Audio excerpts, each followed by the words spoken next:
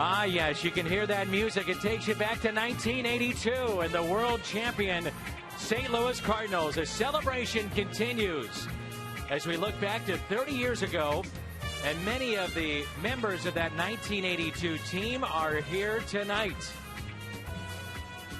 And with my partner, Al Raboski, I'm Dan McLaughlin. Yes, these are the coats worn back in 1982. I feel like I should be delivering maybe a steak or something, a maitre d', but Al, you look dashing as always. Well, I won't accept that, but, you know, if I saw somebody wearing this in 82, I don't think I'd stand next to him. Always waiting for you for the line of the night. There it is. Let's send it downstairs to John Hewlett, the PA voice of the St. Louis Cardinals. Cardinals delivered a season for the ages, finishing atop the baseball world with a performance that came to define one of the great eras in Redbirds history. The 1982 Cardinals started running on opening day, and they never stopped. With a thrilling combination of solid pitching, airtight defense, and intimidating speed, the Redbirds outlasted the rest of the National League East to reach the postseason for the first time in the era of divisional play. A balanced pitching staff allowed the fewest runs in the National League. The Redbirds led the league in fielding, and on the bases, the Cardinals topped the league in both triples and stolen bases. After defeating the Atlanta Braves to claim the National League pennant, the Cardinals faced the American League champion Milwaukee Brewers in a thrilling 7-game World Series. The Redbirds battled back from a 3-2 deficit in the Fall Classic, taking games 6 and 7 at Busch Stadium to win the 9th World Series title in franchise history. 30 years after that triumph, we continue our celebration of the 82 season this weekend as the Cardinals face off against their opponents from that 1982 World Series, the Milwaukee Brewers. Please turn your attentions to the Ford Mustangs and the Ford F-150s as they arrive at home plate. And join us in welcoming members of the 1982 World Champion Cardinals when they get here.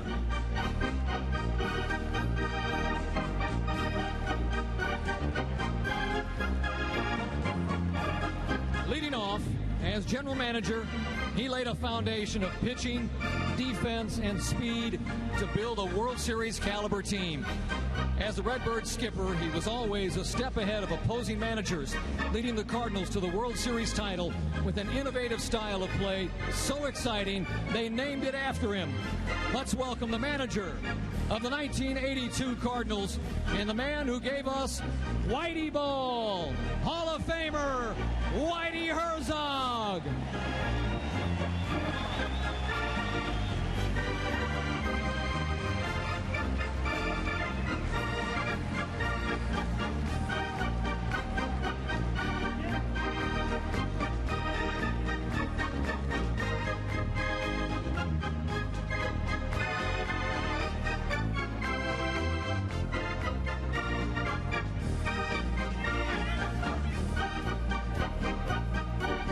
Next up, a Cardinals icon as a player and a former Redbirds manager himself.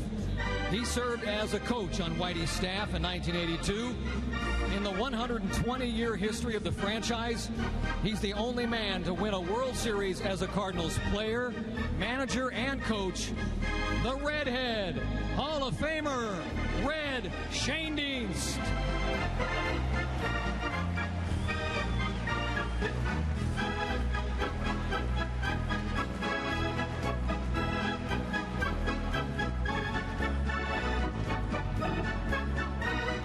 Up next in the Ford F-150, from the dugout to the clubhouse to the front office, two men who made valuable contributions to the Cardinals' World Championship season.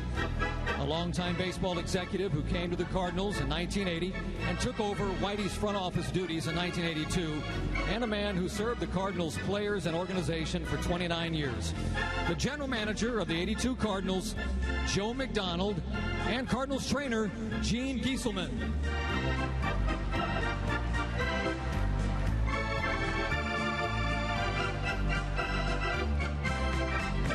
In the next truck, a versatile left-hander who pitched 21 games in relief and was 8-3 in 21 starts, and a right-hander whose 9 regular season wins only hinted at the role he would play in the postseason.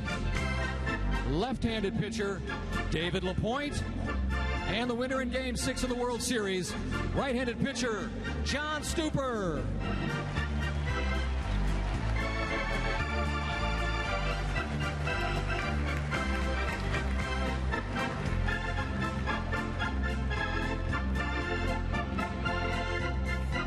Arriving next at home plate, a starting pitcher who finished third on the team in wins in his only year as a Cardinal, and a veteran reliever who notched 8 saves and appeared in 63 games out of the bullpen.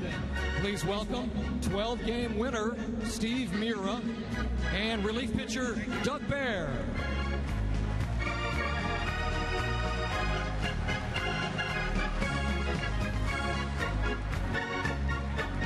In the next truck, 2 more hurlers who contributed to the Cardinals' outstanding pitching. A right-hander who started 7 games for the Cardinals in 1982 and pitched 17 times in relief, and a rookie who appeared in 19 games and posted the lowest ERA in that bullpen, pitcher John Martin and relief pitcher Jeff Keener.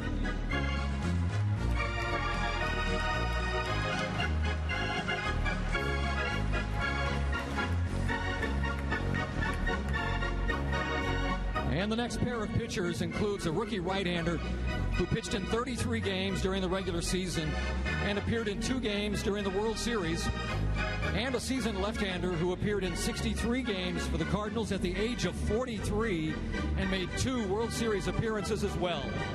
Let's welcome right-hander Jeff Lottie and lefty Jim Cott.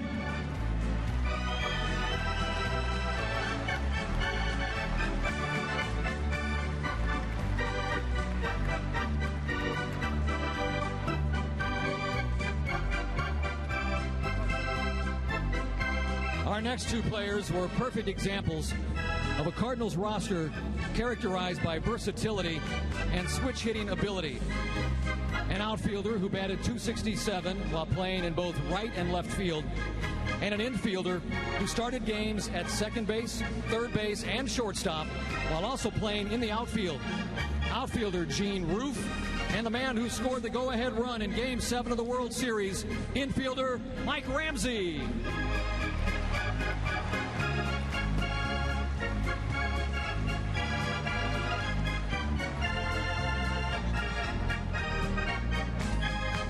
Redbirds team that relied on speed and defense, these next 2 players fit the bill. A 21-year-old rookie who played in 76 games during the regular season and started the Cardinals' game-winning rally in Game 7 of the World Series. And also a versatile outfielder who played 79 games without an error at all 3 outfield positions. Outfielders David Green and Tito Landrum.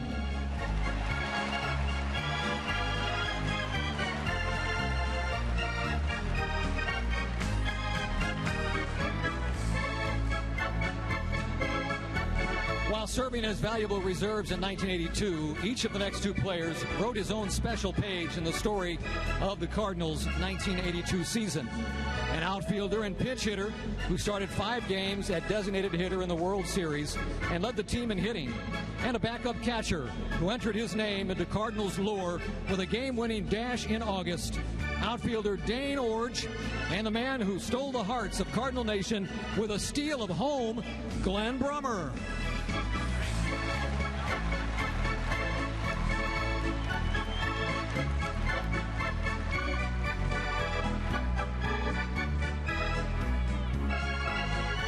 In the next truck, he grew up near St. Louis and played 8 seasons for the Cardinals.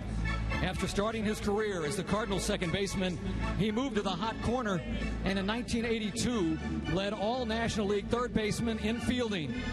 He racked up 7 hits in the World Series while starting all 7 games. Welcome back to Busch Stadium, Ken Oberkfell. In our last Ford F-150, The National League batting champ and co-MVP in 1979. He won his 4th straight Gold Glove in '82, was one of the league's best hitters in the heart of the Cardinals lineup. In the Fall Classic, his game-tying single in Game 7 was a key moment in the Cardinals' comeback on their way to a World Series victory. It's great to see him back here tonight. First baseman, Keith Hernandez.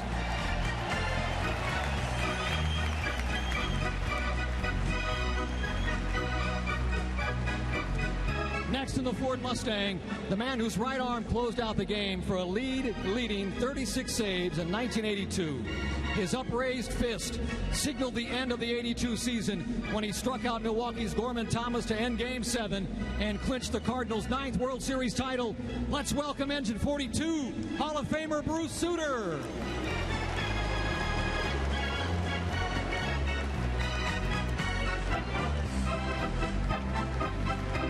Last, but most certainly not least, a Cardinals legend and acrobatic fielder who set the standard at his position.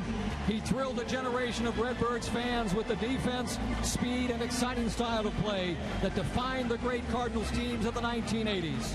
The greatest defensive shortstop of all time, the Wizard of Oz, Hall of Famer, Ozzie Smith.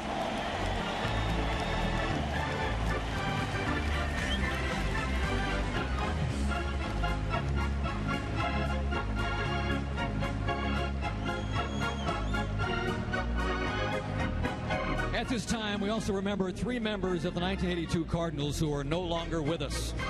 Joining the '82 Cardinals on the field from the first base dugout are family members of 3 world champions who have passed away. We welcome to Busch Stadium, representing longtime Cardinals coach Dave Ricketts, his wife Barbara Ricketts, his daughter Candace, and granddaughter Vaughn.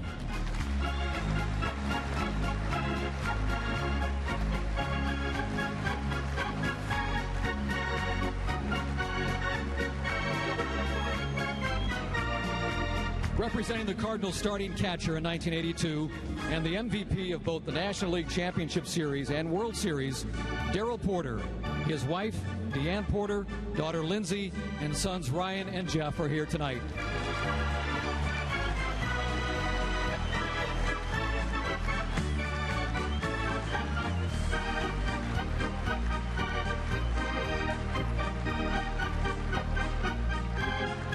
And representing the starter who tied for the team lead with 15 wins in 1982 and started the National League Championship Series with a 3-hit shutout of the Braves, a Cardinal for 16 seasons, Bob Forsch. His daughters, Amy and Kristen, are here tonight.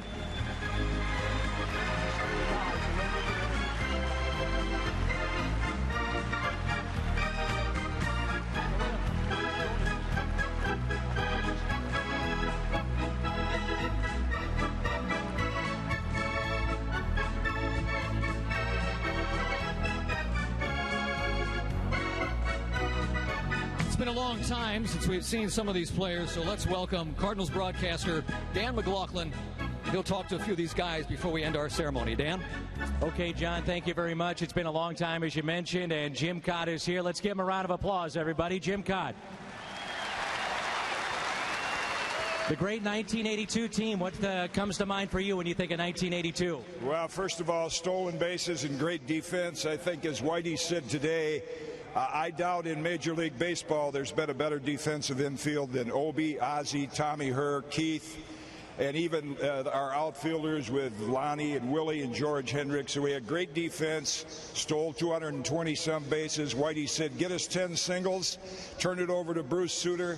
I tell you, I never had a more enjoyable year, which was my last full year of 25 in the big leagues, than being a part of this team with these guys. And it's so good to be back here with them.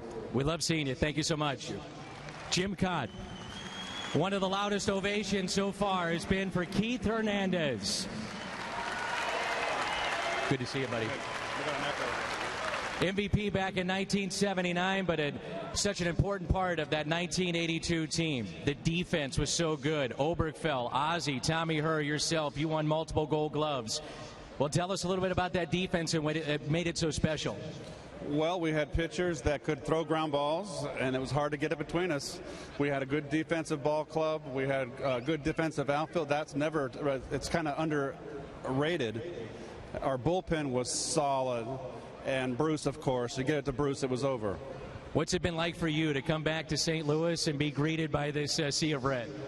It's all very familiar to me, all the red, so I always love coming back here. I started out in the Cardinal chain as an 18-year-old. I've always been a Cardinal. I always learned the Cardinal way. Great to see you here. That's Keith Hernandez.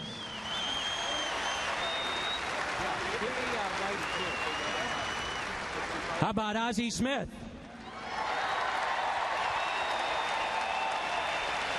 Always good to see you at the ballpark. Opening day is so special. The Hall of Famers are here, but now you have the motorcade for 1982. What's this like? It's very, very special. You know, when you have a chance to win with a group of guys as we did. And, you know, when I came over here in 1982, I had no idea we'd have the type of year that we did, or I would have the year that I did. And Whitey told me I'd be missing a piece to the puzzle. I was, and World Championship. It couldn't get any better than that. And here we are. And, Ozzie, before I let you go, how about Whitey, Hall of Famer? And I think we all agree he should have been there before he was in there, if not for 1985. And what he put together here in St. Louis, all the trades, 80 and 81 leading into 82, you yourself were a part of that. But just the job that Whitey did with this team. Well, I mean, to me, he was like a prophet. You know, he told me sitting down in San Diego that if I came to the Cardinals, there's no reason that we couldn't win it all. And sure enough, coming over, being traded for a player the caliber of Gary Templeton, you know, there's a lot of pressure. And so I questioned myself as to whether or not I was going to be able to stand up to the task, but it all worked out. I kept the ball out of the air like he told me, and we had a good year. And then some. Thank you, Oz. Thank you. All right. Ozzie Smith.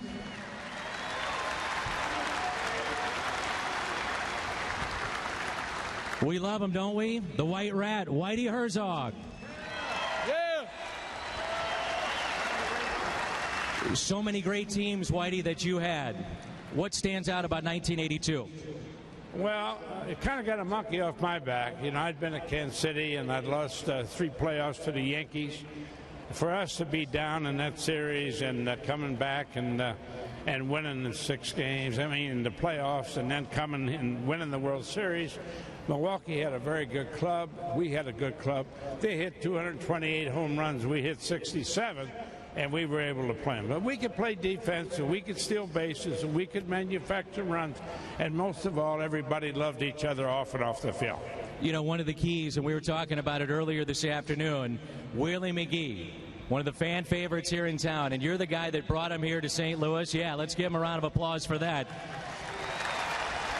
Willie was such an integral part of the 1982 team and the run of the 1980s.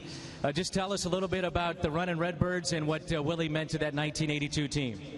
Well, we got Willie from the Yankees. He was outrighted off their 40-man roster when Winfield was signed. And I didn't think they had 40 better ball players than Willie McGee, so we called Burgess and my assistant, Joe McDonald, made the first contact. We had 2 good reports, so we were able to get him for Bob Sykes. And we had him in spring training. He was a late swinger. He hadn't caught up with the fastball. Went to AAA, and then David Green got hurt, and we brought him up in May. And the big thing about him was he's a very humble kid, a very good kid, worked hard, got hassle all the time. Ozzie took him home, let him live in his home with him. I think Ozzie Smith got him over the hump. That was very nice, and Willie became one of the great ball players in Cardinals history and goes from there. But what a great year he had in 82, and what a great game he had in the World Series when he hit 2 home runs and took 2 home runs away.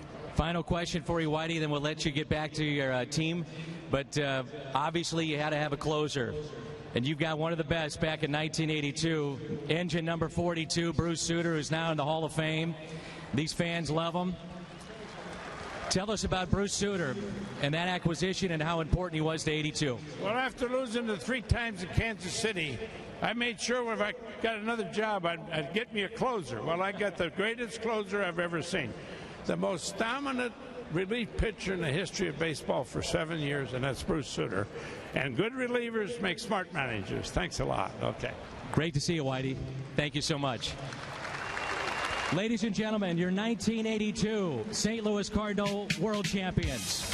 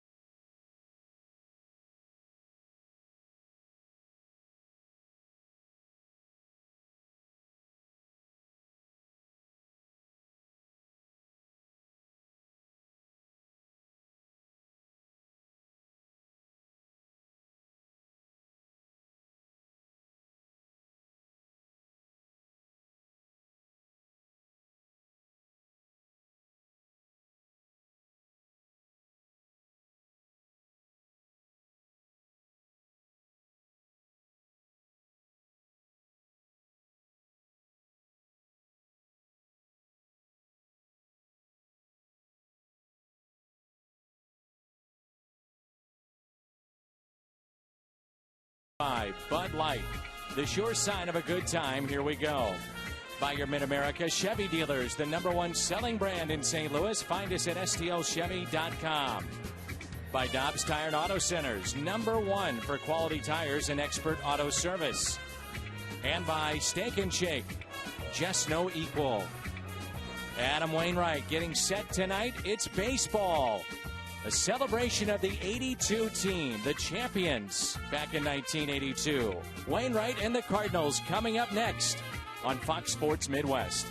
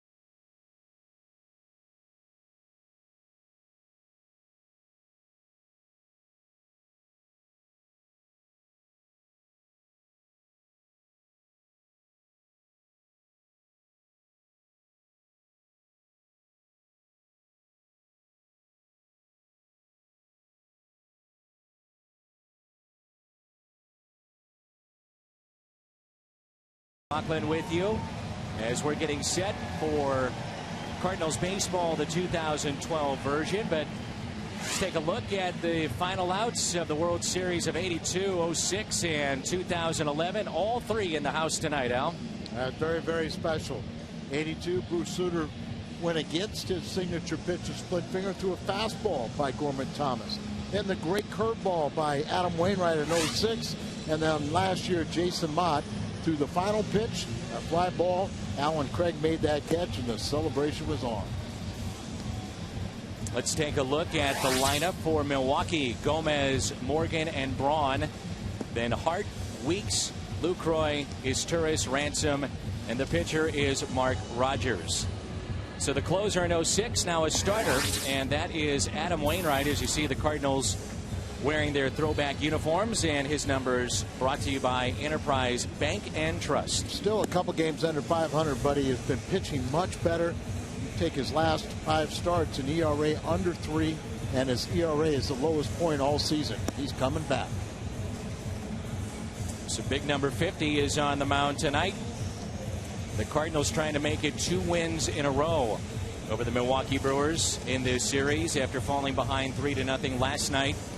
Came back and won that ball game in convincing fashion.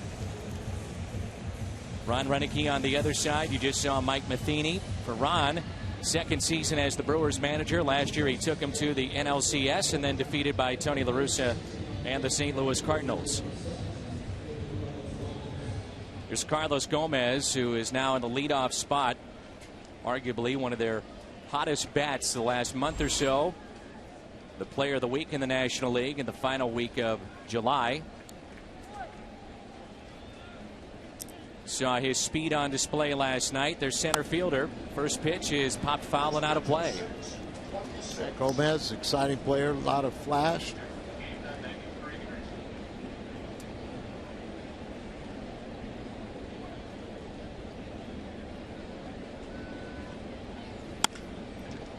Ball is hit into center field, and it's off the glove of John Jay. Looked like he didn't get a very good jump on it right off the bat. Ball hit right at the center fielder. Once he realized it was over his head, off the tip of his glove, and Gomez winds up at second base. The defense you see there for the Milwaukee Brewers, no changes with the exception of Nyjer Morgan in right field and Lucroy behind the plate. And that's presented by Dobbs. A look at that Brewers defense. And here's the aforementioned Nyjer Morgan. Yeah, Gomez out of second has cut down the playing time for Nyjer Morgan.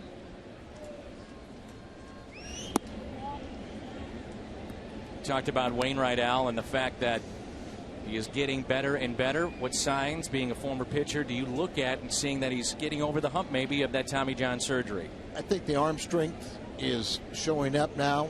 He's had more consistency on his cutter. Curveball's been there almost from day one. And I agree with you, Dan. I look like John Jay, who's played flawless defensively, got a poor jump, and then that ball kind of snuck over on him. I'm sure he would tell you that he'd catch that nine times out of 10. He's played so well defensively, but this time puts a little burden on Wainwright. And that is pulled foul. And a lot of times with John Jay, who doesn't have the lightning speed, it's about his jumps. Usually you don't see him take a false step or have a bad jump on a fly ball. Very, very good in that regard. And Descalzo now are tied with 9 defensive gems, the most on the team. Nyjer only hitting .236 this year. 2 balls and 1 strike. He at least wants to pull it to the right side. Good numbers against Wainwright. That's why he's in the lineup. .471 average, 8 for 17.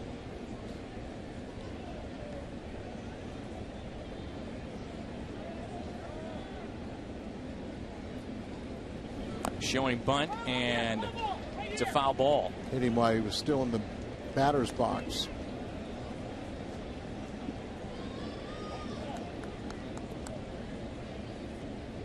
A lot of fun to see these former players of that 1982 season in attendance tonight. Packed house, the replica ticket giveaway. Beltran seems awfully deep for the non-power hitting Nyjer Morgan. Here's your ground ball to the right side. Descalzo, shovel pass. They're gloving it. And there's one away. Daniel made a terrific play late in the ball game last night. Look at the Cardinals D, brought to you by Dobbs. John Jay, the start in center. Same infield that we saw last night, and Molina behind the plate. How about Yadi's game 1? Boy, he did everything. A little bit of everything. Knowing the speed of Nyjer Morgan, not a routine play here for Daniel. Well, felt like he couldn't reach in and extract the ball from the glove, so he just had the stiff forearm and wrist and flipped it to Alan Craig at first, with Nyjer aggressively running down the line.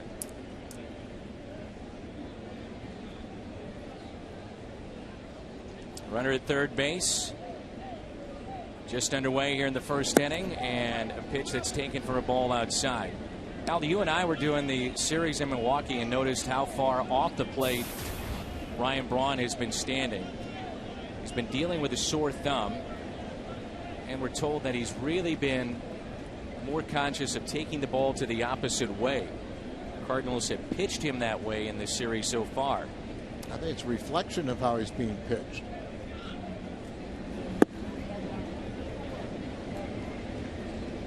Did have a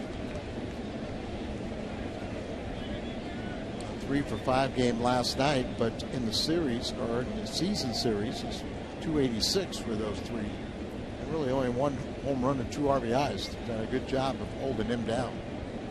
Throughout the evening, we'll have an update on Pittsburgh and Cincinnati playing again tonight. And Braun hits a fly ball out to center. Jay near the track now on it. Makes the catch, and Braun drives in his 74th this year.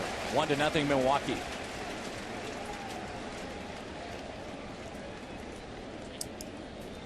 Ryan Braun, last year's MVP, and you can make a case that having a better season this year than last, just over a lot of his last year's totals. What do you think, Al? You'd have to put Braun in a conversation with arguably Matt Holliday, McCutcheon, Votto, even though he's missed time. Yeah, that's going to hurt him, but definitely McCutcheon, Pirate center fielder, is going to be factored in there. But I think you're absolutely right. Matt Holliday has put himself back in with his hitting of late. Now Corey Hart, who's batting an even 270. Ground ball towards short. Nasty hop on for Kyle, stays with it and makes the play. Ryan Braun with the RBI.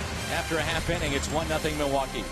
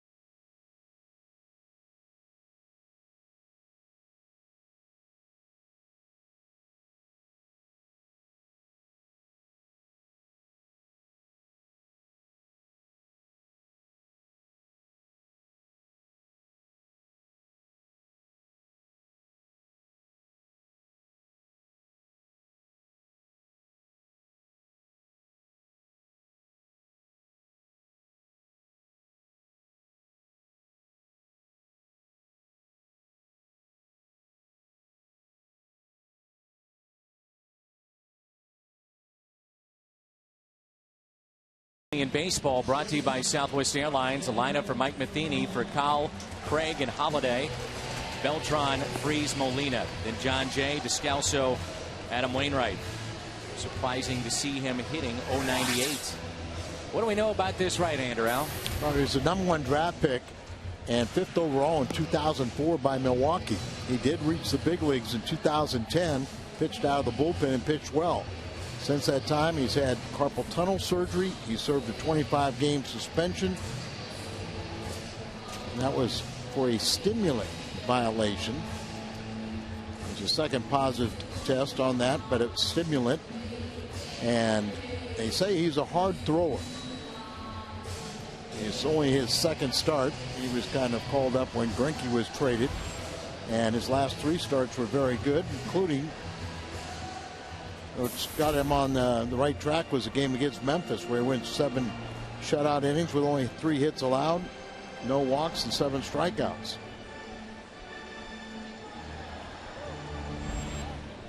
Switch hitting Rafael Furcal.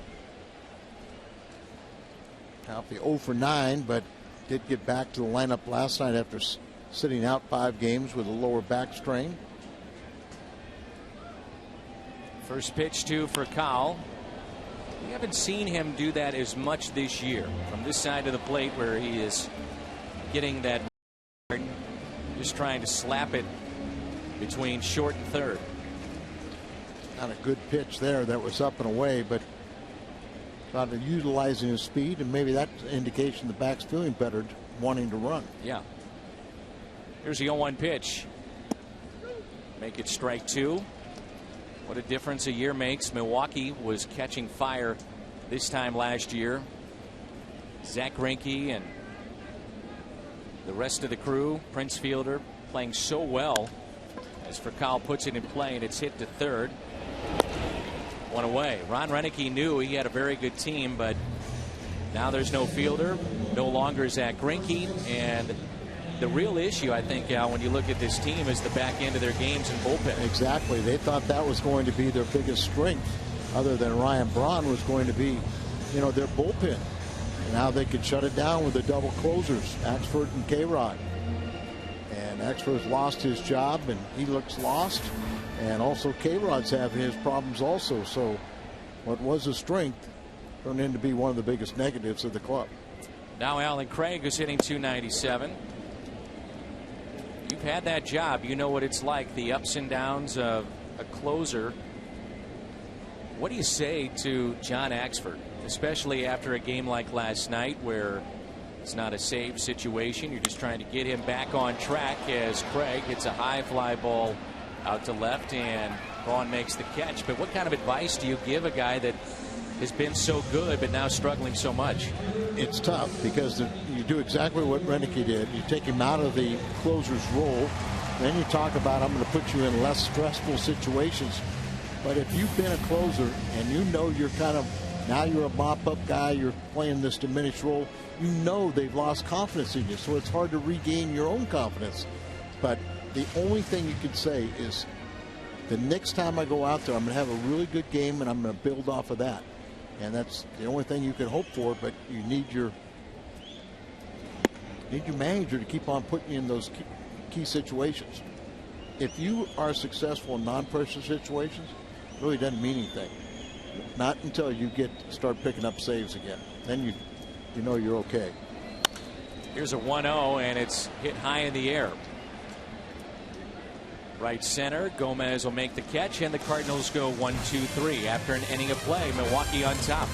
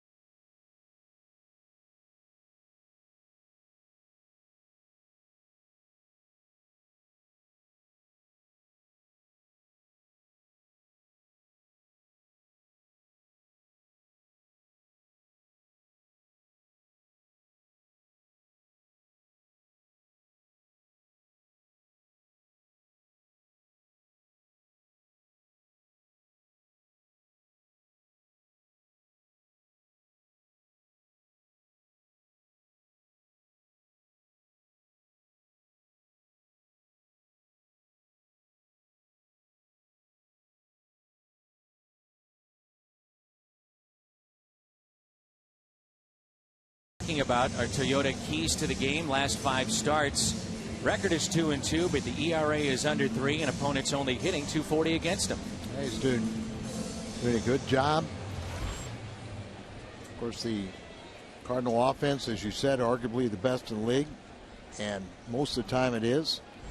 Really has lost several good starts for the starting staff. Wasted some of those starts.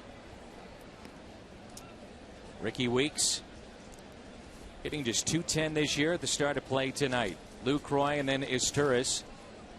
So we play in the top of the second, 1-0 Milwaukee, and a Braun RBI.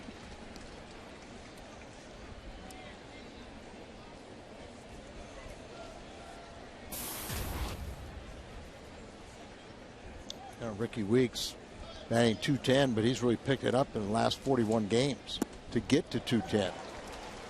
Hit .278. There's that slow, tantalizing curveball, and Weeks has had problems against Wainwright, just 182 average.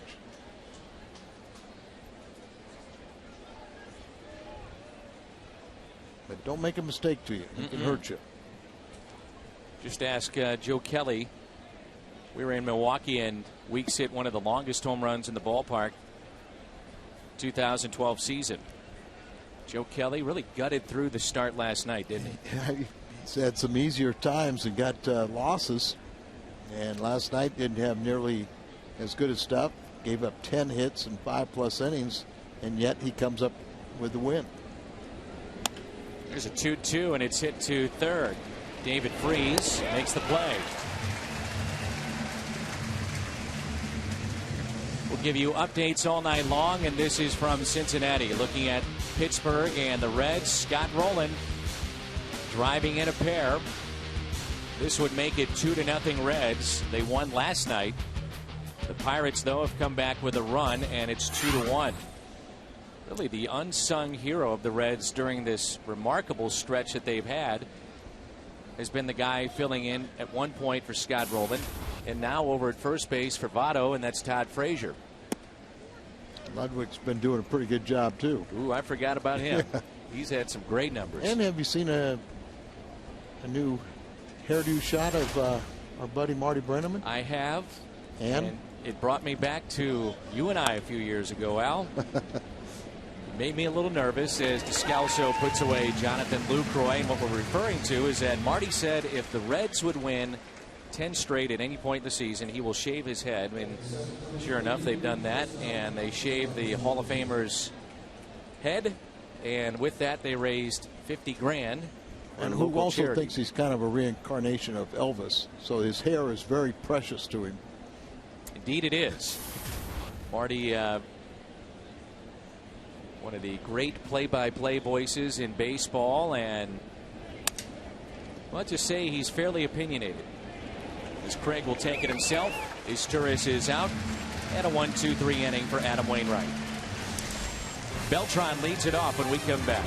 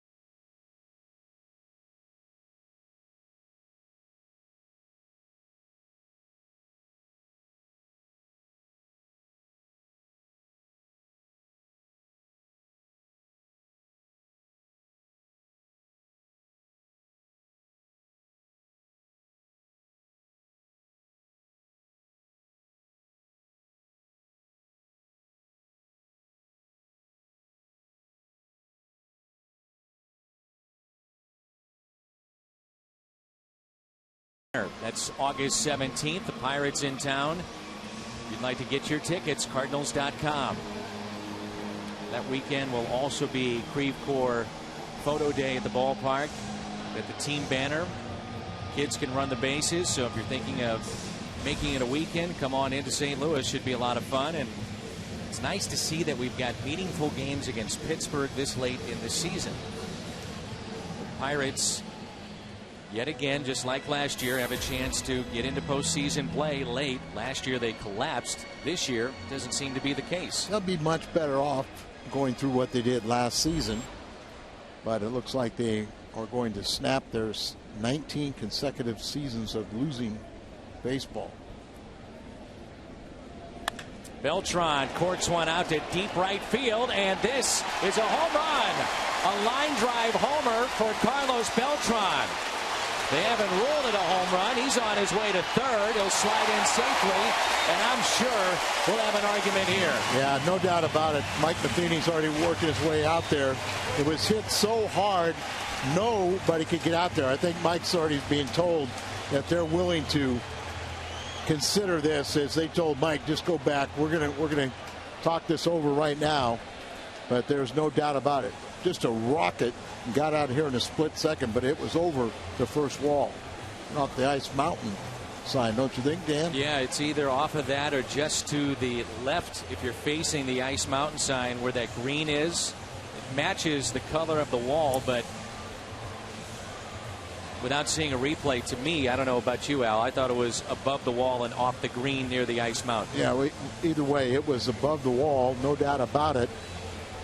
They will review this, and umpire, manager really can't ask you, but they can ask you to consider it. And in an effort to get it right, they'll go in and check it. And Carlos is saying that's my fastest home run trot. Yes. In all the home runs I've hit, 300 plus. Probably never had to slide with one either. It should be his 327th home run and 25th overall. It was a BB and a bullet. It would put him 4 behind Ryan Braun, league lead in home runs. Braun with 29. That would be number 25 for Beltran. And then that would put him at number 1 in RBIs of the National League, just 1 ahead of his teammate Matt Holliday. I think everybody would tell you they want to get plays right in Major League Baseball. Also, everybody would say, how far do you want to go with instant replay? And You're clearly right that's a off the home green. run. Yep, that's a home run. And the situation, though, with Al, is that you hate to break up the pace of a game. And right here we have a little delay, but fans are happy, and so is Mike Matheny. It's tied up. It's 1-1.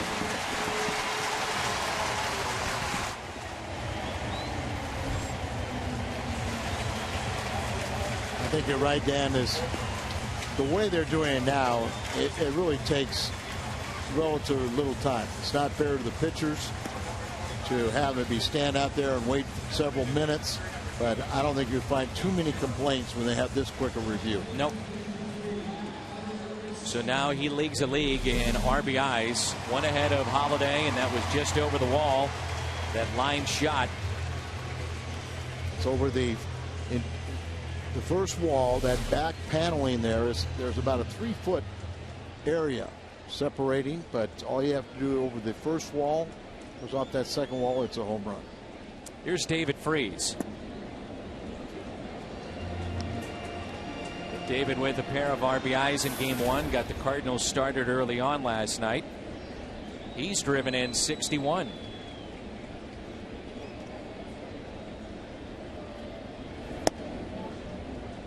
David even admitted in May he got a little home run happy and his batting average started going in the tank, but lately he's gone back to getting his base hits, and when you do that, hits sometimes leave the park. 1982, you might recall that Ken Obergefell was shifted from second base to third base. Cardinals with their hero last year, third baseman David Freese. Part of that move was necessitated because of young Tommy Herr coming up. You bet. What an infield that was. Obergefell, who had a terrific year defensively in 1982. Then Ozzie, the greatest defensive shortstop, arguably. Just a strikeout of Freese. We know about Tommy Herr, and then Keith Hernandez, multiple Gold Glove winner. As Molina will dig in, and don't forget about next Friday night. Join the Fox Sports Midwest girls to watch the Cardinals and Phillies game from the Ultimate Guys Weekend at Shea Fitz Arena. While you're there, check out the vendors, sports memorabilia, and you'll get autographs from some of St. Louis's biggest sports stars. Tony La Russa will be there. You can check out ultimateguysweekend.net for more information. Here's Molina. Mentioned the night that he had last night, 3 hits. He nailed 3 runners, 1 at each base. He stole 2 bases. Couldn't have much more of a complete game, could you? No, and he just seems, Al, to be getting better and better and better even this year. Here's a ground ball that's hit to short. Is Turris with it? 2 away.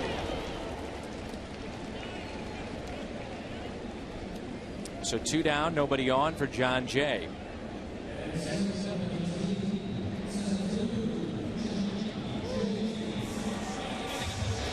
You were giving out grades right now individually to the Cardinals. It'd be very tough to figure out what kind of grade you give John Jay. He's been hurt. He's played hurt. He's been streaky at times. He's made the great plays defensively. But in many ways, it's been kind of an up and down season for him. It has been, but the one constant has been his defense. And because of that, it's got to be, you know, the B to A range, because at times he's hit very well. He got off to the great start offensively, ran into the wall. That put him on the disabled list, kind of fought his way back. But that defense shows up every night. In the hole, 0-2.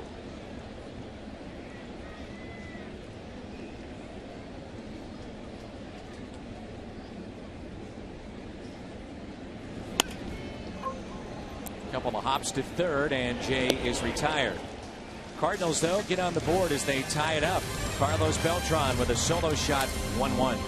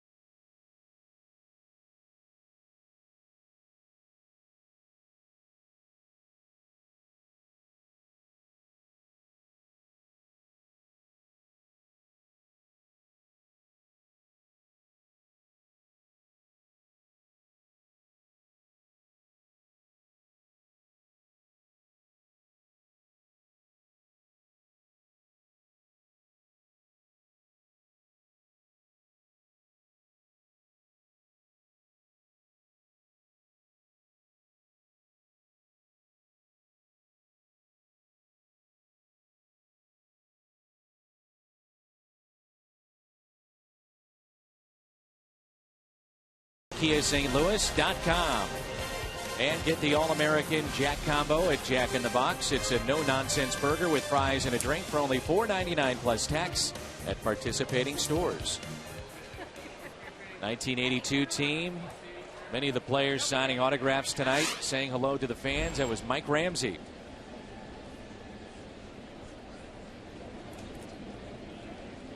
Here's Cody Ransom, and again, no Aramis Ramirez in the lineup for Milwaukee. And boy, it's got to be a problem for him because he hits over 400 against Wainwright. So Ransom gets another start. He's hit under 200 since being acquired from Arizona. He was claimed off of waivers from Arizona early in the season. And just 181 average as a Brewer. There's that big breaking ball from Adam Wainwright. 1 ball and 2 strikes. It's a gorgeous night here in the Gateway City. No surprise, it is hot, it is humid, and rain earlier today. Another huge crowd of over 40,000 fans.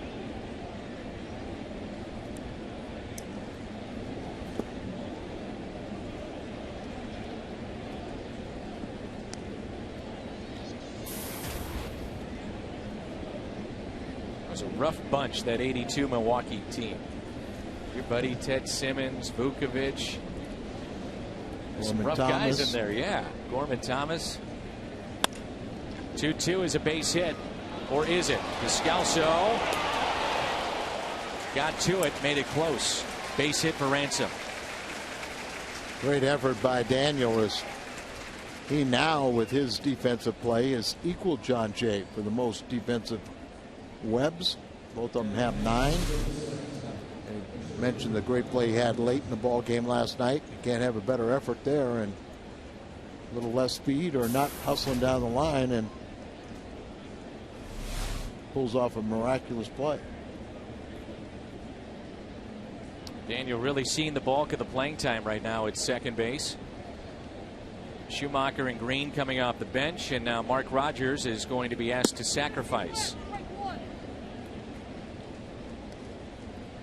I'm sure teams talk about it, that when you bunt, you better get that baseball away from Yadier Molina, because he is popping from back there, and if he gets to it, he will fire to second. That's such a fine line. They tell you to deaden the ball, but if you deaden it too much, stays in the dirt or a foot or so out in the grass, you're in trouble. Rogers is 1 for 4 in his career with no sacrifices, and we're seeing why. 0-2 the count.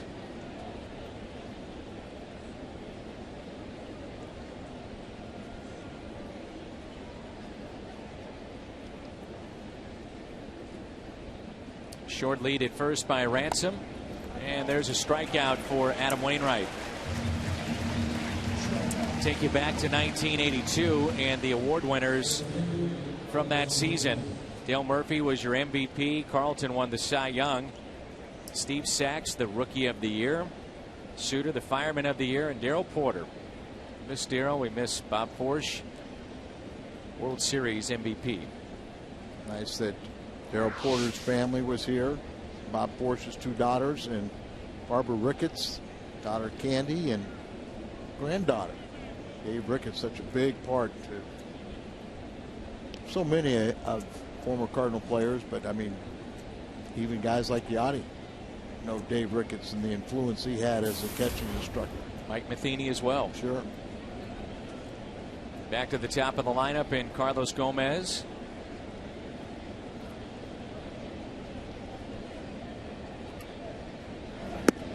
Still going strong, part of that coaching staff of 1982.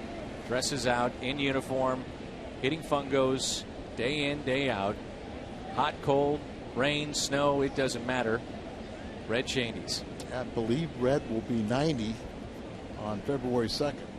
Isn't that amazing? And he looks just awesome. Still gets around great. I think we got to. Red ought to teach every current player how to sign an autograph. Be nice to put the HOF behind it too. Well, but I mean, you know, Red with such a long name, I've seen him sit down and sign for several hundred baseballs, and the first one looks exactly like the last one. Now, I can't do that, but I mean, if current players don't put their number on it, you have no idea who they are. 1 ball and 2 strikes.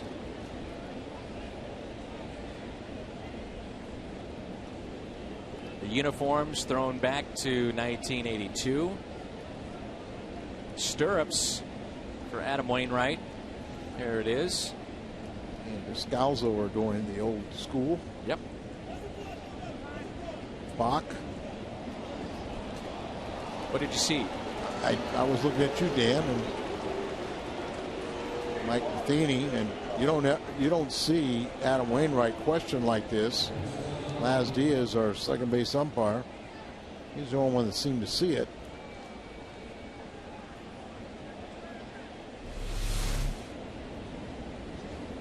There it is. You see the little flinch with his hands? That's enough to constitute a balk.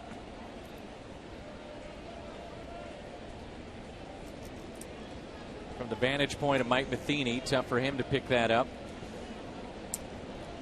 You've really got to be watching to pick that up. Yeah, exactly. 1 ball and 2 strikes. It puts a runner in scoring position. It's Ransom who singled to start the top of the 3rd. Then the strikeout of Rogers. The 1-2 pitch. Liner that's caught by Freese. Playing near the line and makes the play.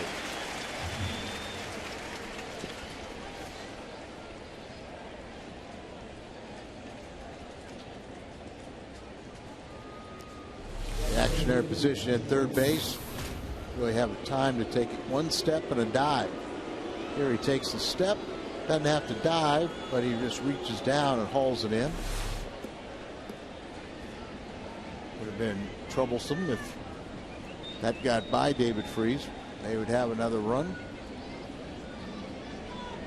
So Freese was near the line for Gomez, now well off the line for Nyjer Morgan.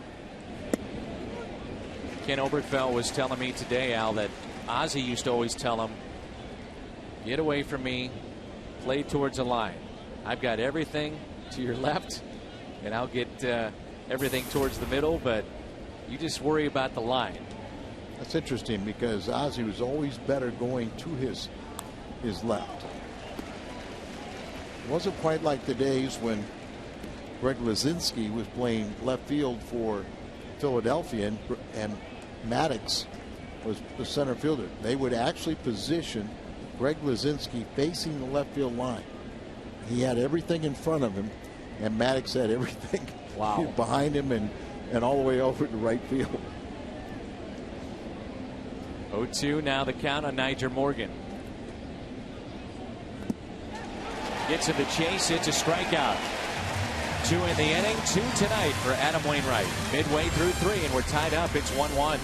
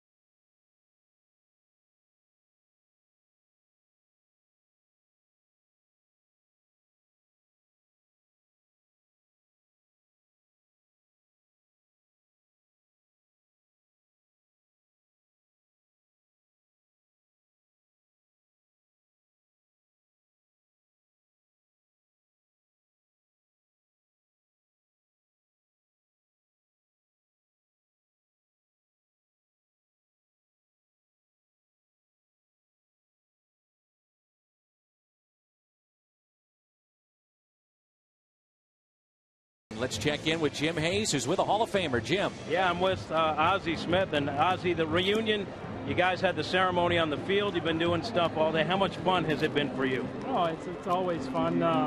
You know, most of the guys I get a chance to see periodically with card shows and things like that. There are a couple of guys that I hadn't seen in 30 years. I hadn't seen Steve Muir, who was one of the guys I got traded with, in 30 years. And so it was nice getting a chance to see him. Didn't get to see Stupor too much, but those are the only 2 guys that I don't get to see on a regular basis. And how about the ceremony, getting driven around on the field? Oh, it's always great. You know, we do the best parades here in this great baseball town, and it's always special to have a chance to share those special moments with the fans. Obviously, the trade brought you to St. Louis a year. They went all the way. When you think of that team and the run you guys went on, what do you think about? Well, you know, I think about the degree of consistency with which we did what we did. You know, we were probably, you know, you can always get an argument or a debate about whether or not we were the best defensive team. I certainly feel that we were one of the best defensive teams ever assembled, you know, with Keith at first base and Tommy at second and Oberkfell over on the other side. It made it very easy to come to the ballpark and play every day. How about the run this team went on last year? How closely did you follow that team's run to the World Championship? Well, you know, when you look at it, being a strike away on 2 occasions, it was one of those years that was meant for you. You know, one miscue in the outfield and you turn it into a World Championship. And that's why you play every day, you play hard, you play to the last out, and you never know what's going to happen. Well, a lot of fun for us catching up with you, and you enjoy the rest of the reunion. Thank you very much.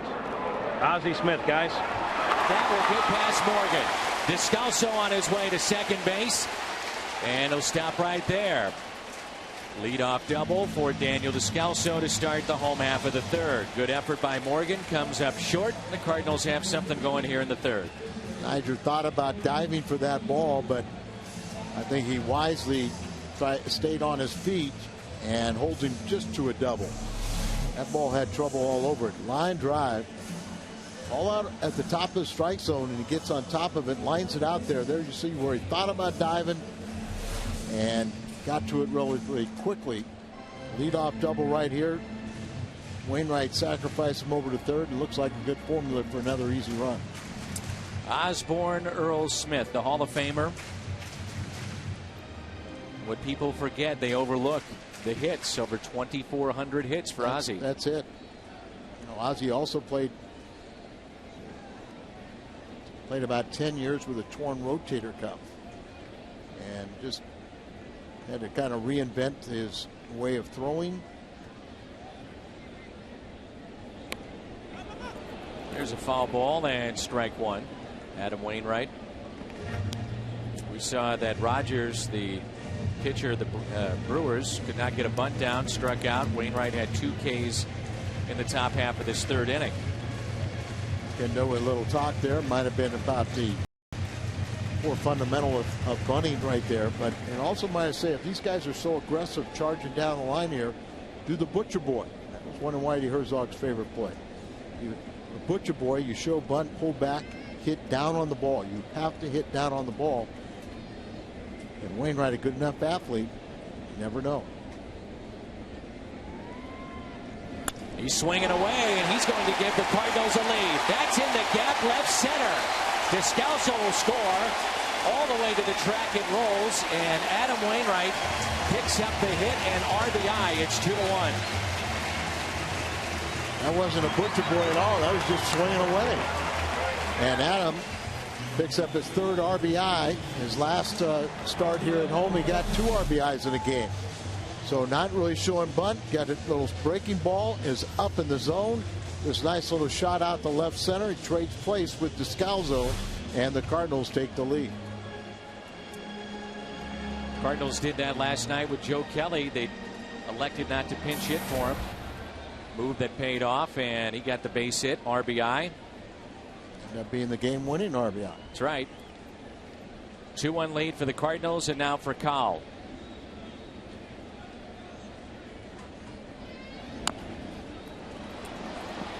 A roll foul. This again another situation where defensively speed of Furcal, his bat control play havoc on the left side of the infield in particular, because the third baseman has to respect the speed and the chance at a bunt, so hitting lanes are open that side. Well, you also remember too his ability to butcher boy or to slap it over the drawn in left side of the infield.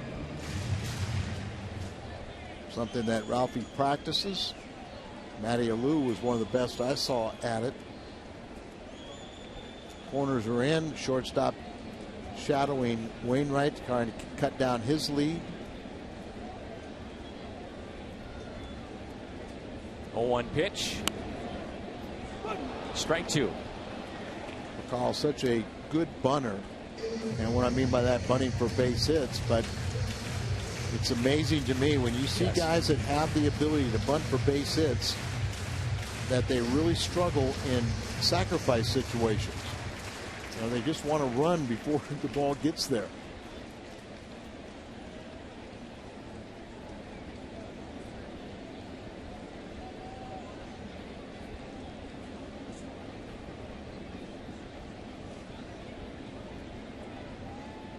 Oh, 2 pitch.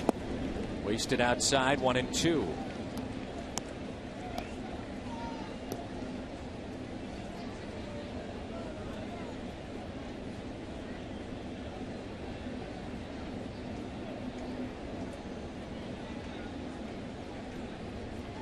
Defensively, they pull him around to pull him a little bit in the outfield. 1-2 pitch on its way. 2-2. See the way they're pitching him away. He could slap that ball to the left side of the infield. They got third baseman has to get off the line because the shortstop is relatively close to second base. I see a lot of hits through that left side.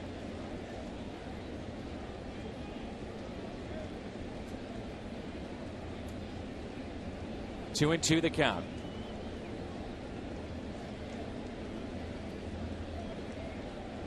The jersey untucked for Rogers here tonight with the throwback uniforms, and the 2-2 pitch. Kyle puts it in play. Advances the runner to third. That's Wainwright. Follow Fox Sports Midwest coverage of the Cardinals. MLB.com at Bat 12 for your iPhone, iPad, Android, BlackBerry, and Windows Mobile. Text at Bat to 31826 or visit Cardinals.com for details. Got to pick up this run right here. Alan Craig has been an RBI machine. 54 RBIs in 65 games. Remember, he didn't hit the active roster this year until, what was it, May 1st? And then he had another stint with a hamstring. Cost him another 14 games. I was talking with Alan the other day, and the biggest adjustment that he's had to make this year, the fact that game by game he does get pitched differently. He said when you're younger, as he'll ground it off the glove of his Turris and a base hit, RBI. 3-1 Cardinals. Craig picks up RBI number 55. But Al, he was saying that from game to game he's being pitched differently than he was first couple of years in the league, where there was more of a consistent pattern, and that's been the biggest adjustment he's had to make this year. And it makes sense. You know, when you first come up here, you kind of, everybody sticks to a certain way. They think that, but then after you find he's such an accomplished and dangerous hitter, then everybody has to challenge with their best strength. His pitcher's strength against his weakness, or even if it's pitcher's strength against his strength, you still have to believe as a pitcher that you can get him out. One out, runner at first, and Holiday looks at strike one.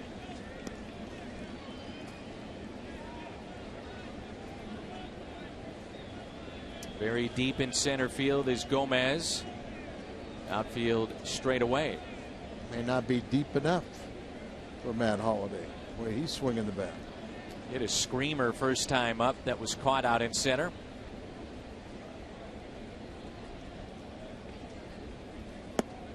Oh, 0-2.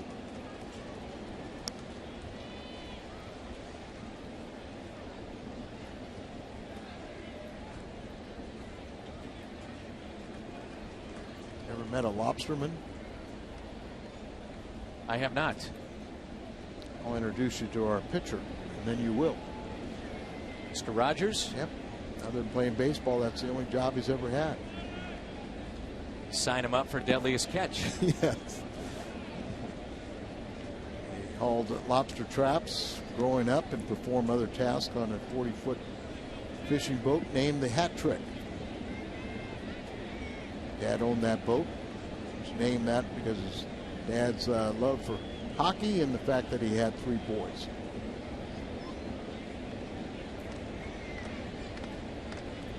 Remember last night after the game, you and I were looking at film of Rogers, and you brought that up. Here's a 1-2 pitch, and Holiday fists it out to center field, and it drops in for a hit.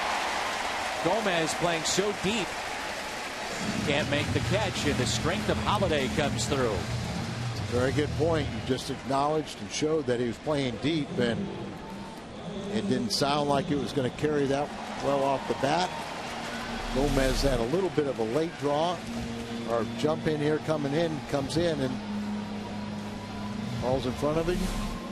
Cardinals have something going for Beltran, who, talking about a line drive home run, the definition was his 25th.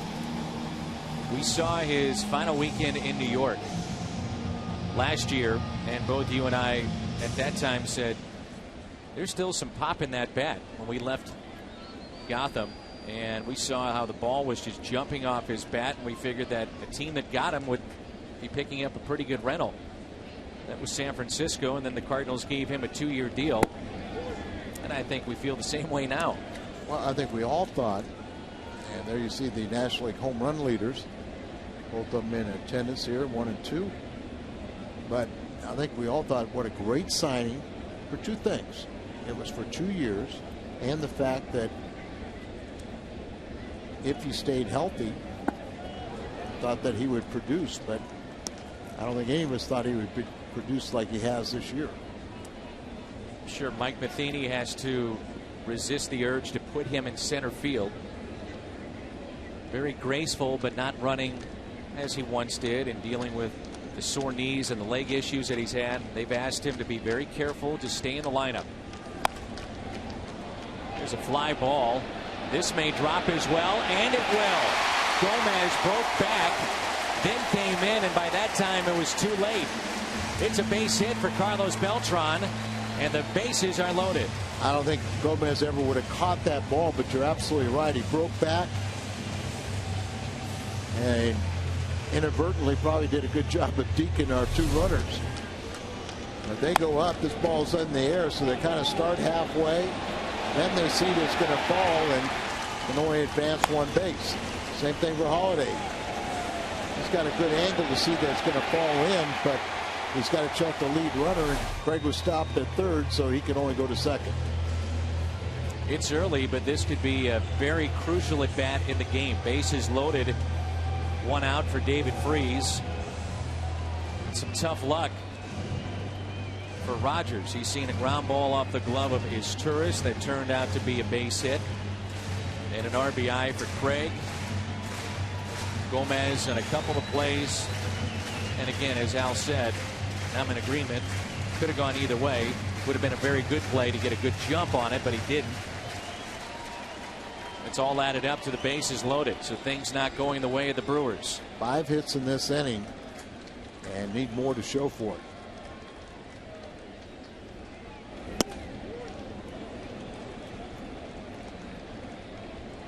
Strike 1 on David Freese, who struck out swinging back in the second inning. 0 for 1.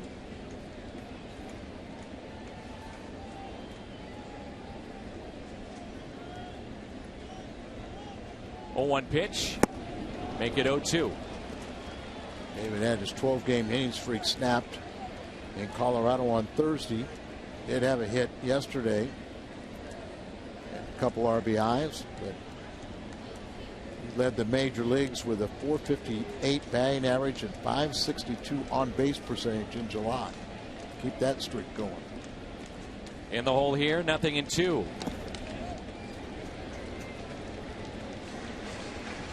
Lucroy back behind the plate.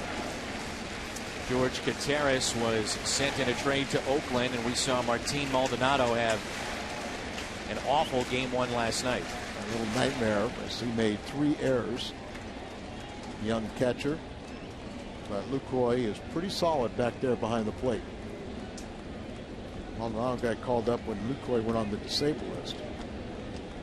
Here's a 1-2 to David Freese. Got him to chase. Strikeout. David is 0 for 2. Both his strikeouts have been basically in the same pitch, the same type of swing. Breaking ball, really not seeing it well.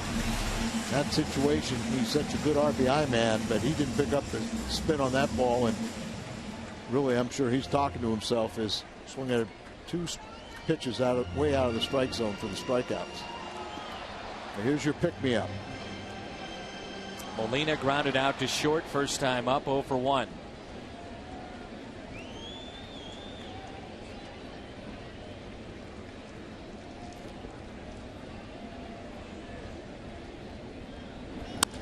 And that's a base hit out to left. He delivers yet again. 1 run is in.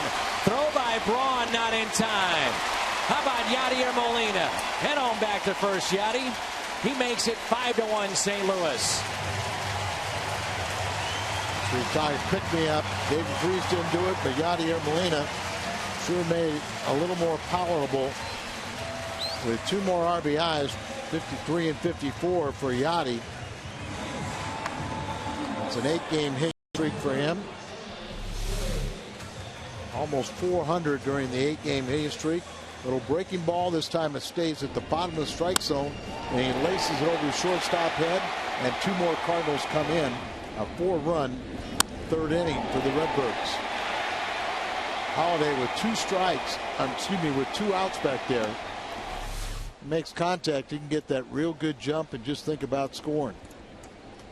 9th man to come to the dish is John Jay. Quite the inning for St. Louis. 6 base hits. They put up 4 runs. They lead it 5-1.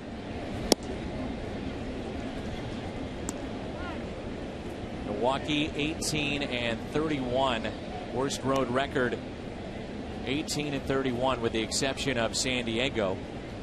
And they have not been as good as they were last year when they were the best home team in baseball. Exactly. Ron Renicky, they knew they lost Prince Fielder, but they thought they were going to be right in the thick of things once again. And everybody else did too. Here's a 1-0 pitch. Al, I know this will not happen. And I realize that voters would not look at it in this regard. But we watch him every day. I would put Molina in the conversation for MVP. And I say that just because he's involved in just about every single play. And you can make a case we're looking at the best defensive player in baseball. I have no problem with anything you said there. And the award he got last year, the Rawlings Platinum Award, which just said what you just said. Because that was, they took all the Gold Glove winners in the National League and then said, who's the best of the best? And that inaugural year of the Platinum Glove went to Yadier Molina. Now I got a question for you. Yes, sir. Gold Glove, Platinum's better, right? Why is Platinum about almost $200 less an ounce than gold? Now these are things that one out. I cannot figure out. Molina, a stolen base.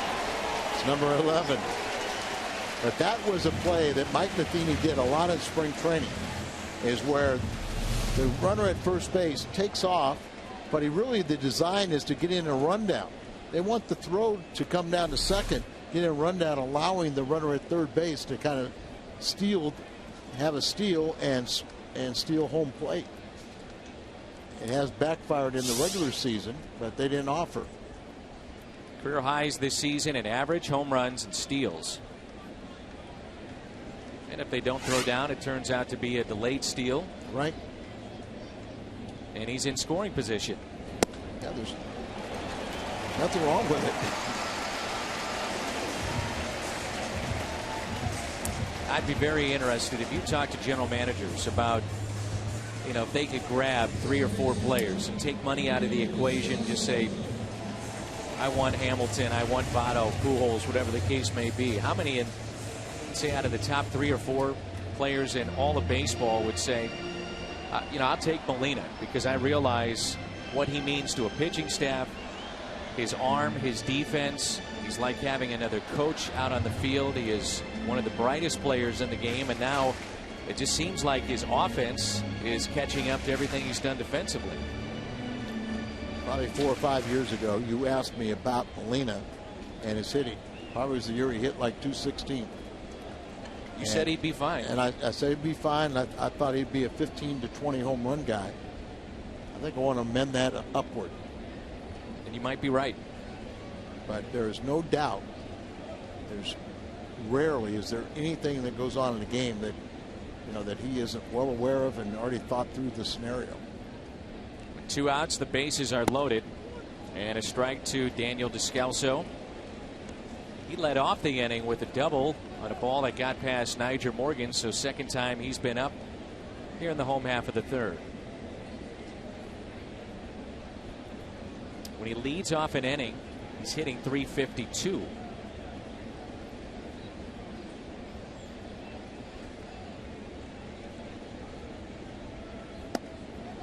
If you remember, but in the 12-run 7th inning a couple homestands ago against the Cubs, Alan Craig had 2 doubles in an inning.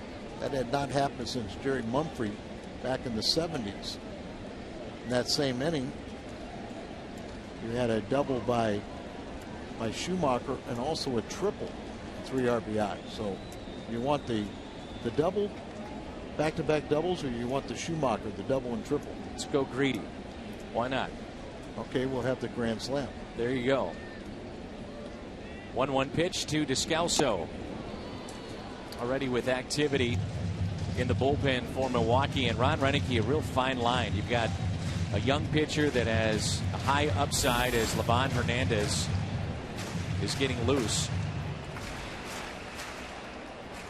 You don't want to go to your bullpen this early, but you don't want the psyche of a young pitcher getting beat up out there. 1-2 pitch. Blocked by Lucroy. 2-2. I mentioned Rogers was the #1 draft pick back in '04 and did get to the big leagues in 2010, but then's had some health issues, carpal tunnel surgery.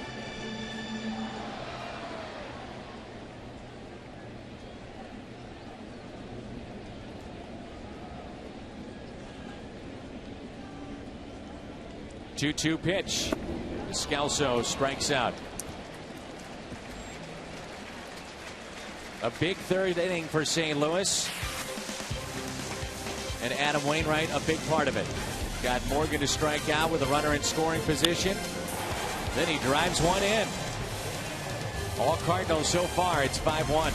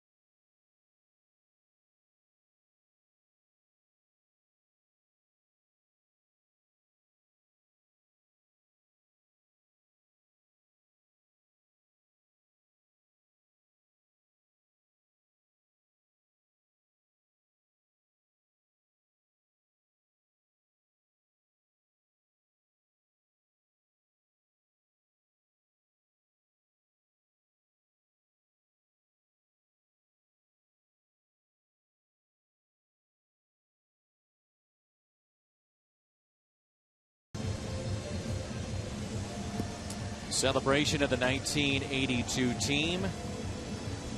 Yep, you make a sign like that, we'll find you. Dan, Pat, Al, Rick, and the Cat. Jimmy even got his nickname on there. Yes, he did. We were over at Lumiere today, the casino down the street, sponsor of Cardinals baseball, and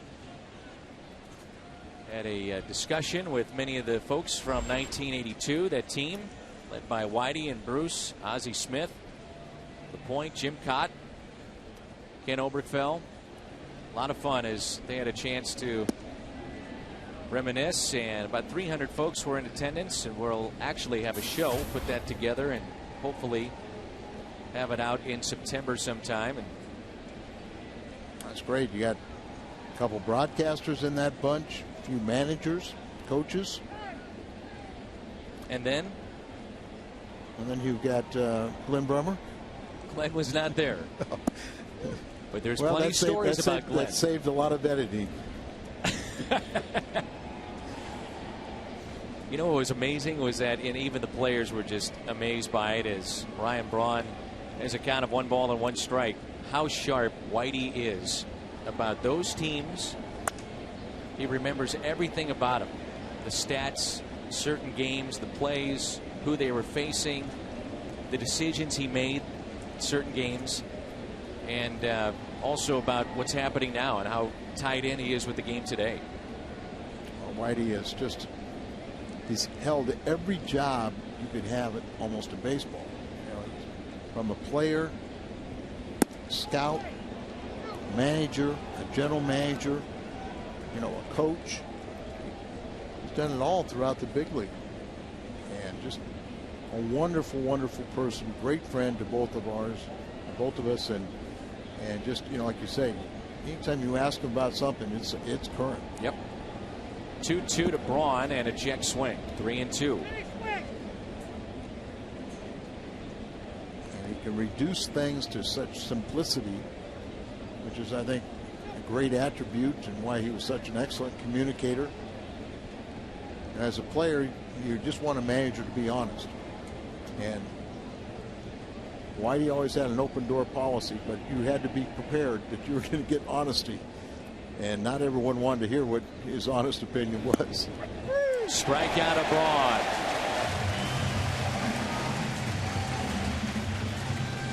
Strike zone's been a little bit all over the place. Ron just casually a couple comments. Looked like this was awfully low. Now, if that was Lee Wire was a National League umpire. When he would sweep off the plate, he would go all the way to black on the other side of the plate and then take another little swipe and say, boys, that's how wide it is today. But everyone knew that Lee Wire was a pitcher's umpire. And hitters had no problem with it because they knew anything close was going to be called a strike. Popped up off the bat of Corey Hart, going out to Scalzo. 2 away. Ken Obergfell, as we look at where are they now.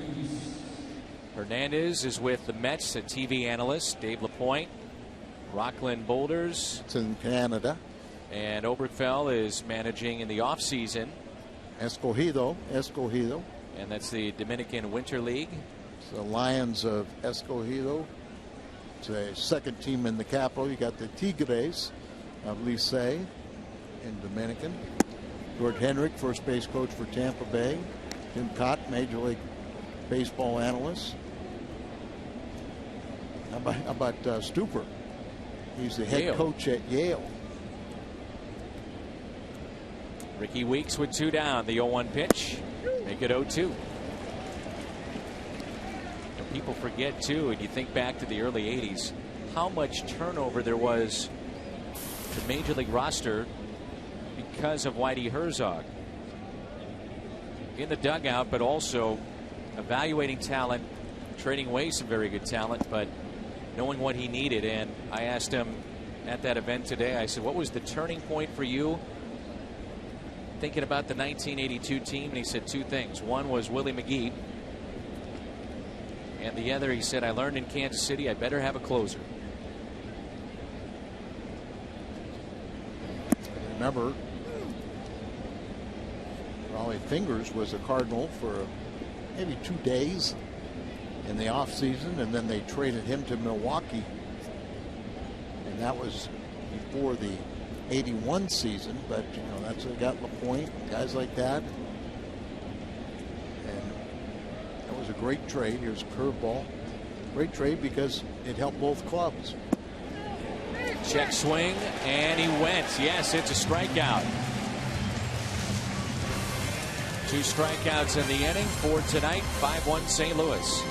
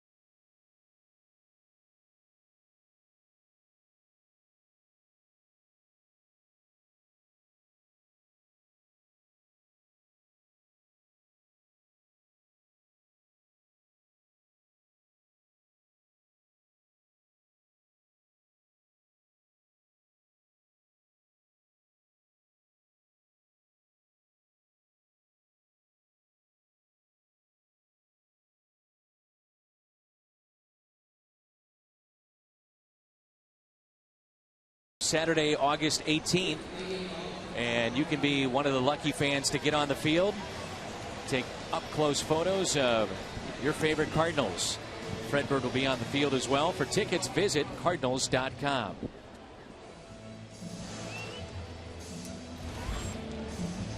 They've had some fun last night and again this evening. Whitey Herzog, the 1982 World Championship team in town. Stand there. It's Kathy's husband, who handles a lot of Whitey's affair. Mary Lou in the back there. I've had the opportunity to play for Whitey in Kansas City for 2 years, but actually I was being reunited with him because in '71 I missed just about all the season getting out of the Army, and so the Cardinals didn't field an instruction league team. And Bing Devine, who gave Whitey Herzog his very first job, post-playing job, was at that time Whitey was running the Mets farm system, and he asked if Mike Tyson, Ed Kerpeel, our #1 draft pick that year, and myself could go to the Mets instructional league. And Whitey wrote a report back to me, and Bing had told me, he said, you know, he wrote a very favorable report, said he thought I could be a relief pitcher. Bing called him up and said, well, that's completely other than what we think. We thought he was a starter. And but Whitey said, no, I think he'd be a short reliever and everything. But I always considered Whitey to be just a great friend. And boy, what a great baseball man he turned out to be. Unbelievable. All the different trades that he made, and just having the vision of what he had thought about the surface of Busch Stadium as Wainwright strikes out. And you have to remember how deep the ballpark was in the gaps, around 360 to 375 and 400 to center. Oh, it was bigger. Yeah. It was 414 to dead center at Old Stadium, and I want to say it was 383 into the, like you say, the left field alley and right field alley. And the point being, you better get some guys that can pick him up, put him down, and go get it. That's what he did. Rakal looks at a strike.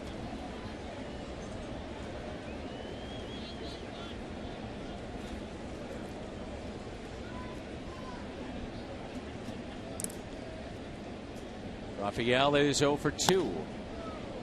Hits it in the air and pops it up. Weeks, 2 away.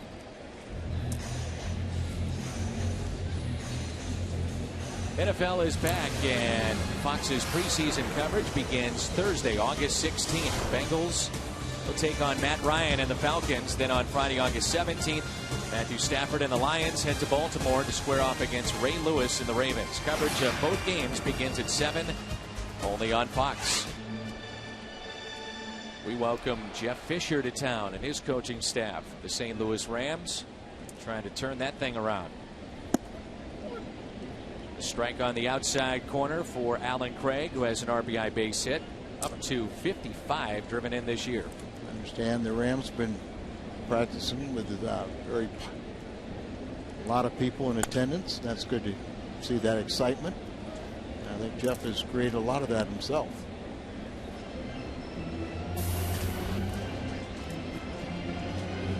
Two on Alan Craig, former football player, high school in California, basketball player as well.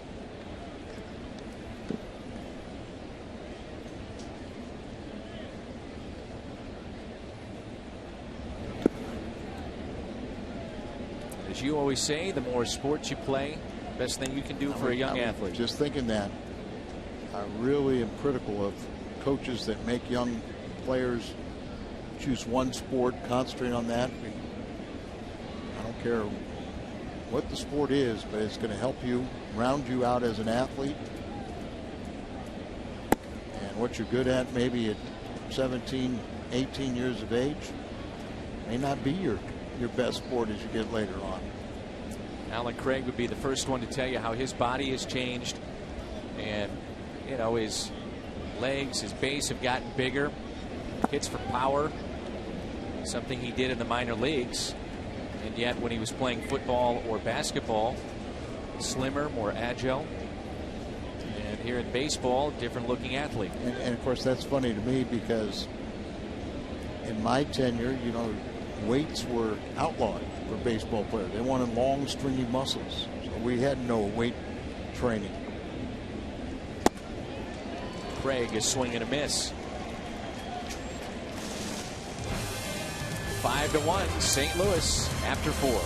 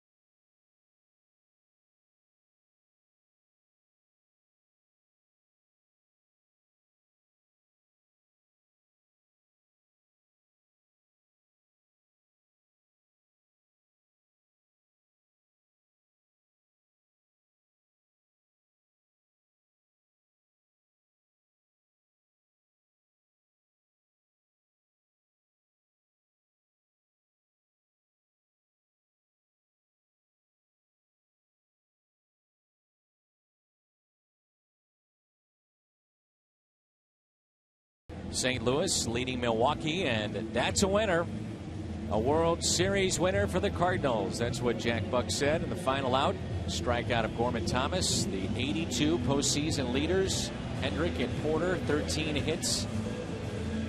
McGee with the 3 home runs, took a couple away. 10 RBIs for Willie. As we celebrate, it's hard to believe, but 30 years ago, 1982, the World Championship team. Joe Porter, the MVP. And Jack Buck, the famous call back in 1982. And you realize that William McGee got his first major league hit off of me? I did not. I confirmed it the other day. I thought it was. And I remember the at bat in Atlanta, and he had fouled off. Probably was another 3-2 count. He fouled off for a ton of pitches, and finally he hit a solid line drive right over shortstop. Good pitch in on the hands of Lucroy for the first out.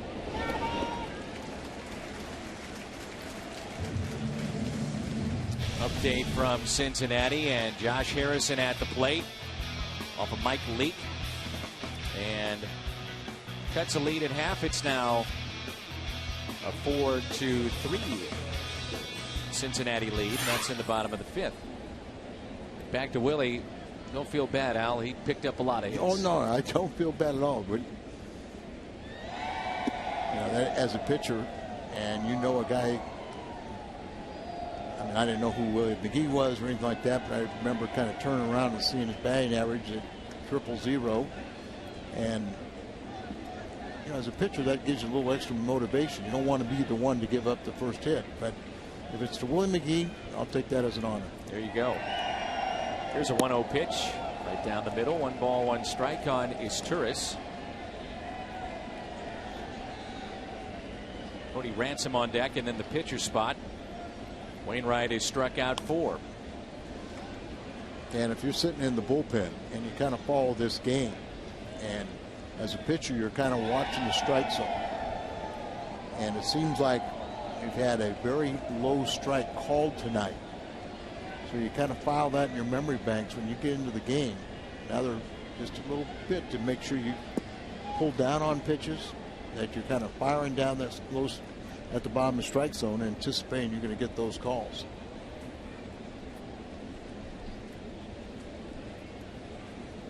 2 balls and 2 strikes.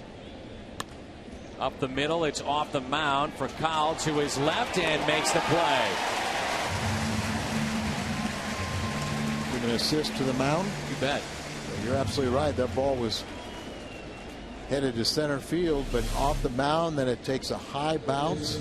That allows the extra time. Look and see how that high bounce allows the time for Call get over there on the first base side of second and complete the throw.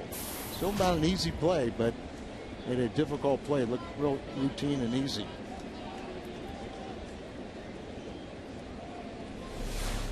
Wainwright appreciating the effort for Kyle behind him. 2 down.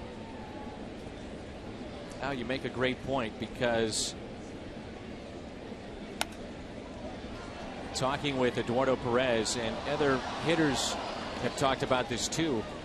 Eduardo, now the hitting coach down with the Marlins, he instructs his hitters to stop looking at video in game because of the adjustments, not only of a strike zone, but as the pitcher goes through first time the order, and the adjustments that he makes. In his opinion, the best way to go about then the next at bat is to watch what's happening in front of you prior to that at bat. And of course, Eduardo learned from his dad, who there was no video. You saw no video. There was very little television. So the only thing you could do was trust your own instincts, trust your own eyes. And really a simple little tool, and for kids, I don't care where you know, if you're playing in high school or college, find a hitter in your lineup that is a similar type hitter that you are. Watch how they pitch him. Get a little better idea and feeling of how they might pitch you. There he threw that one down and anticipating, well, I'm going to get a strikeout here.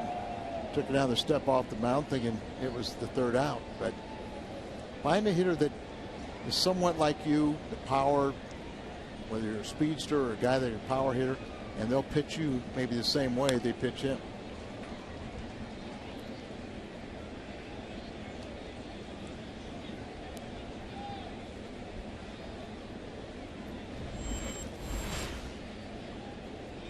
Pretty efficient in this game, especially when you get through 5 innings with just 60 pitches thrown. 2-2, and that time he got him. Strikeout of Ransom, number 5 tonight for Adam Wainwright. 5-1 midway through 5, St. Louis.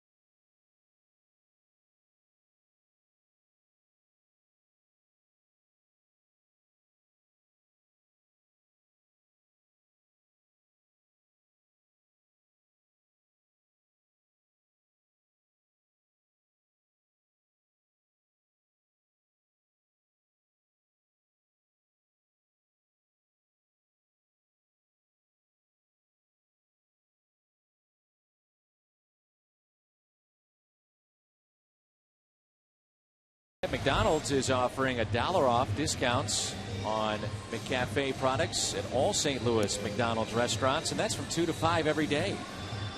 Iced drinks and the shakes, the smoothies at McDonald's 2 to 5 every day, $1 off. They're enjoying their night here at the ballpark. We hope you are as well.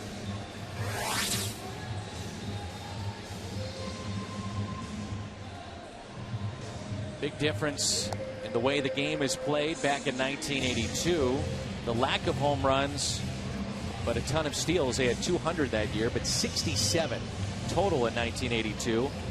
Beltran, Holiday, and Yachty, those three with a combined 62. Different game. You know, Sure of course, is. the Harvey Wallbangers of Milwaukee, they hit over 200 home runs as a team.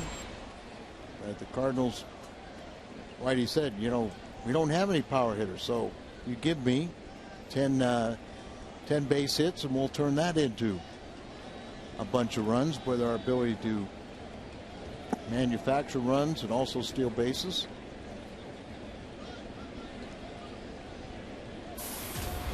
It's hard to say that a home run isn't exciting, but Whitey's teams were so much fun to watch.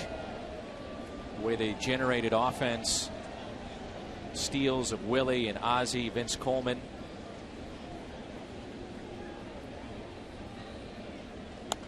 Remember the game in Wrigley Field where Coleman, I believe Coleman and McGee were on first and second. They did a double steal, and it ended up being 4 steals in one play, as Coleman slid headfirst into third base, and his momentum carried him around the bag. They threw to third, got him in a rundown. Willie, so that was. Here's a high fly ball, deep right field. Morgan spun around and makes the catch. They credited 2 steals on the double steal. Then Coleman got in a rundown between home and third, and he gets. They got in a rundown. They botched it. He comes across the plate. Willie got the one for second, and then he went over to third. So they 4 steals in one play. I don't think that's ever happened again. Here's Beltran, who is homered tonight. Also a bloop single to center field.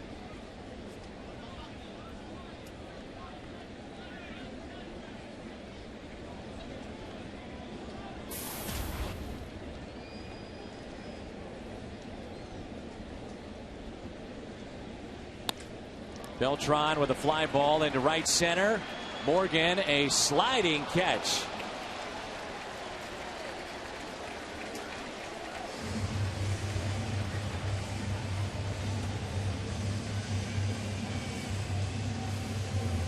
Niger left a couple of his alter egos because of his down batting average, but he makes a nice play right there.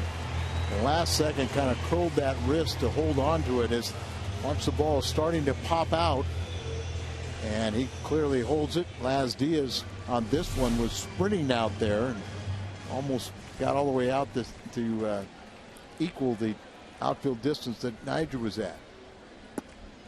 David Freese has struck out twice, 0 for 2. Last time it was the bases loaded, only 1 out. And Molina picked him up. An RBI that scored 2. It's 5-1 St. Louis, home half of the 5th.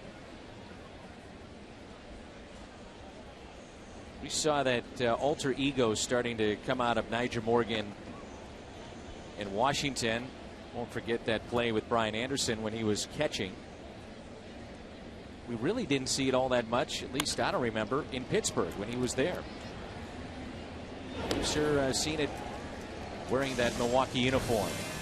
Cardinals go in order, and they lead it 5-1.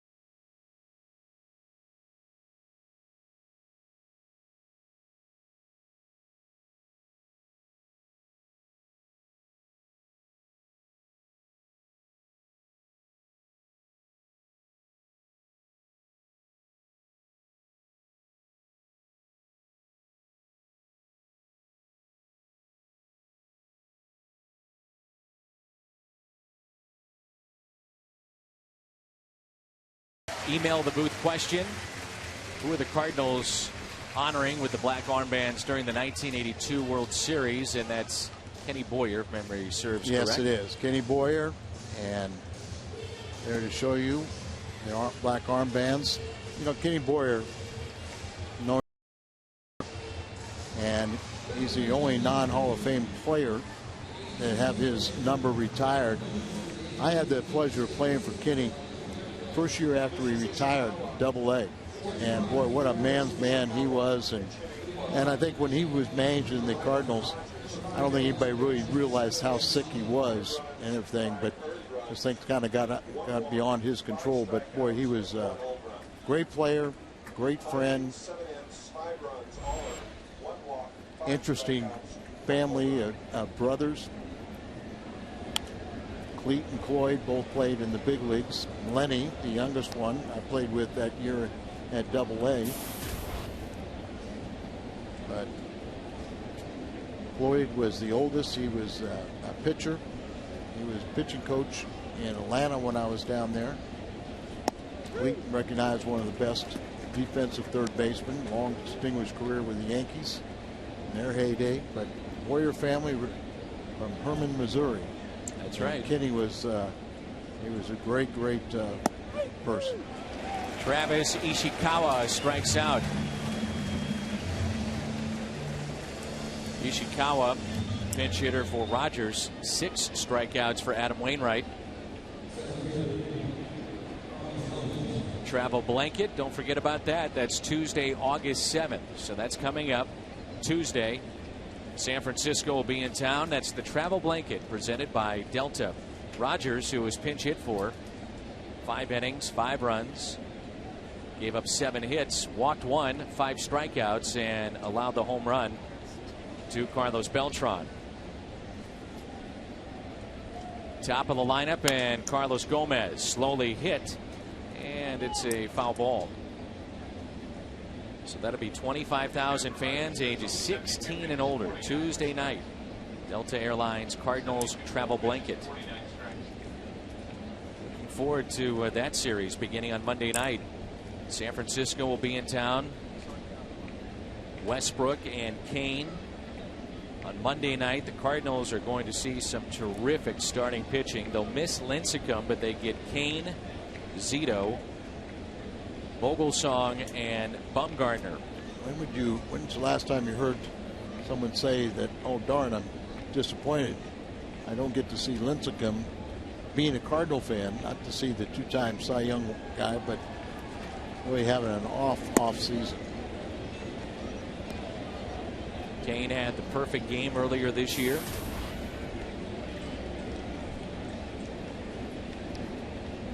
Zito's been better. Gary Zito is .500 this year, 8-8. One of the great stories in baseball last year. It's carried over again to this year. Ryan Vogelsong. Yeah. And that catches the corner. 2 strikes on Carlos Gomez. Adam really picking those corners down. You know, just been a little bit bigger strike zone, but it's up to you as a pitcher to take advantage of it. He's been doing so. I said this before, Dan, but you know, in the minor leagues, when I was in low A ball, and back in my era, you know, Joe Cunningham was the manager, but he had no coaches. There's a broken bat hit to the right side. That bat winds up down at third to David Freese, 2 away. So you had no coaches. So as a starting pitcher tonight, tomorrow night, I was going to be coaching first base. Joe would coach third base. So the starting pitcher last night would coach first base. Well, there was 2 umpires. So my umpire for my game pitched is now at first base. And I was talking to an umpire, and he said, boy, I really like umping when you're pitching. I said, why is that? He goes, because you're always around the plate. You throw strikes. Next time I had that guy, I said, well, in his mind, he thinks I throw strikes. So I started widening the plate. And he started widening his strike zone. Just because in his mind, I threw strikes. And it's one of the little things that how you can take advantage of an umpire, just the way he's calling his pitches. Seen that at times, even in the major leagues. Early on, if you're around the strike zone, more times than not, later in games, they'll get that call. And if you're not, you can't expect to get the borderline pitches. It works hand in hand. Niger Morgan, a bouncer towards second. Descalso up with it, and he got it. Oh, what a play! His second in as many nights against Milwaukee. And he does it again for the second consecutive night against a fan favorite, Niger Morgan. Outstanding by Daniel Descalso. Can't get much better than that. 5-1 St. Louis.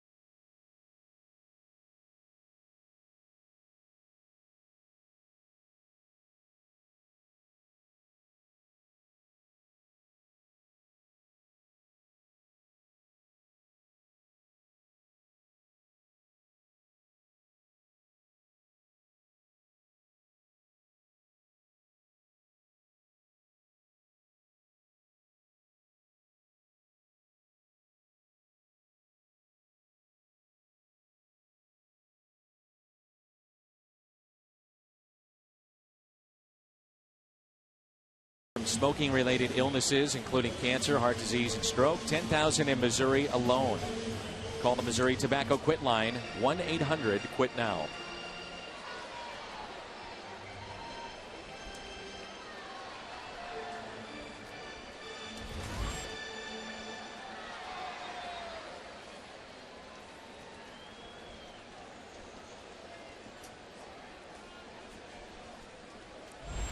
Mid-America Chevy dealers called to the bullpen a longtime major leaguer, Livan Hernandez.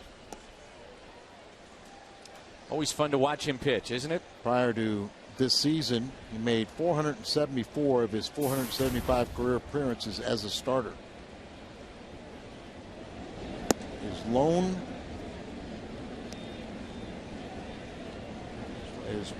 lone relief outing came in his major league debut back in 1996.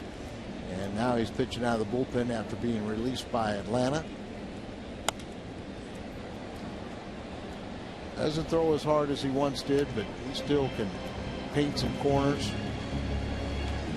Lowest ERA against St. Louis, minimum 140 innings pitched. This is active.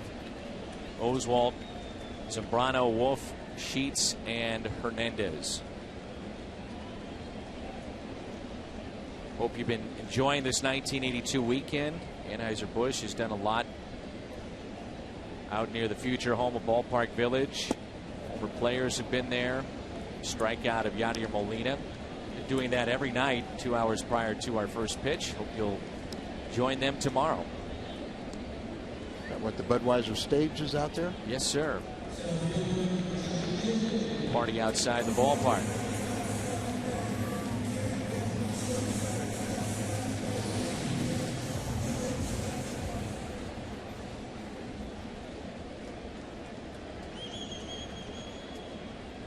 John Jay with one out and nobody on. Fly ball out to deep right. Will it carry? This ball is gone. It's a home run. Into the bullpen it goes. Home run for John Jay, his third this year. Cardinals add on.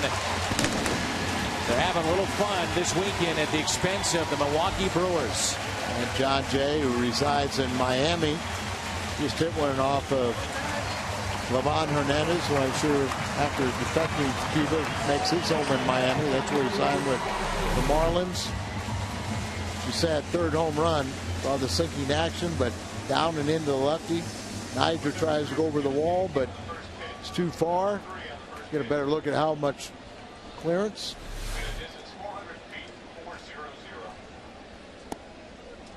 A little bit to the left of the 375 sign. John hit that ball and measured at 400 feet. Third home run of the year, 20 RBI.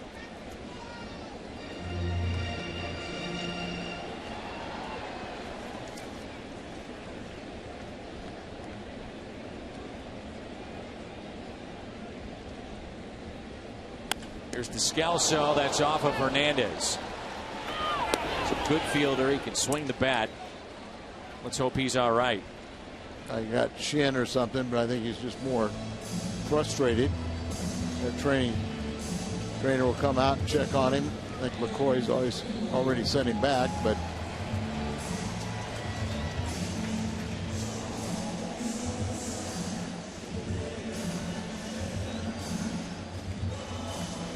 saying it hit glove.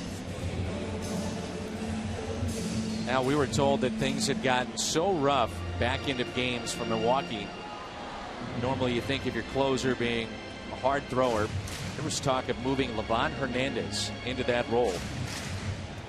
K-Rod ineffective. Axford had been demoted. Axed. Well put. We talked about it earlier. Ron Renicky really thought that every time he had a he could reduce the game down to 6 innings, have a lead. The multiple closers, even their 7th inning guys were pretty good. Wainwright with a base hit into center field, his second hit tonight. Said earlier in the season, Wainwright really wasn't swinging the bat at all.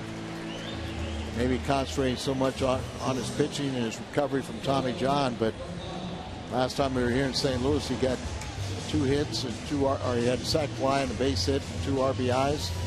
Here tonight, gets another RBI and his second hit. Always been a good hitter throughout his career. Recall now 0 for his last 12.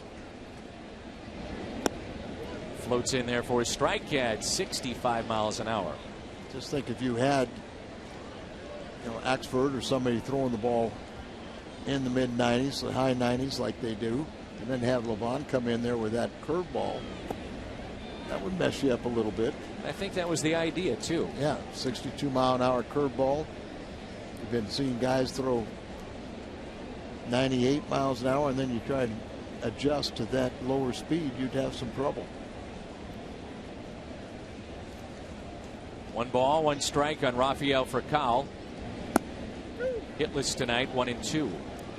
Bruce Sutter said he got a kick out of the fact that he was talking with Jason Mott. Mott asking him how he gripped his fastball, and he said, I think I should be asking you about that. That's what fastball? Exactly. Now, if you want to talk about split finger, we can talk about that. And Bruce was a conventional pitcher when he was in the minor leagues, and then at some point in the minor leagues he hurt his arm, and then tinkering. They had a coach down there, can't remember his name, a pitching coach, taught him the split finger. Furcal, long fly ball into right center, and Gomez makes the catch. John Jay with his 3rd home run of the season. The offense just keeps on rolling. We head to the 7th. Redbirds on top. It's 6-1 on Fox Sports Midwest.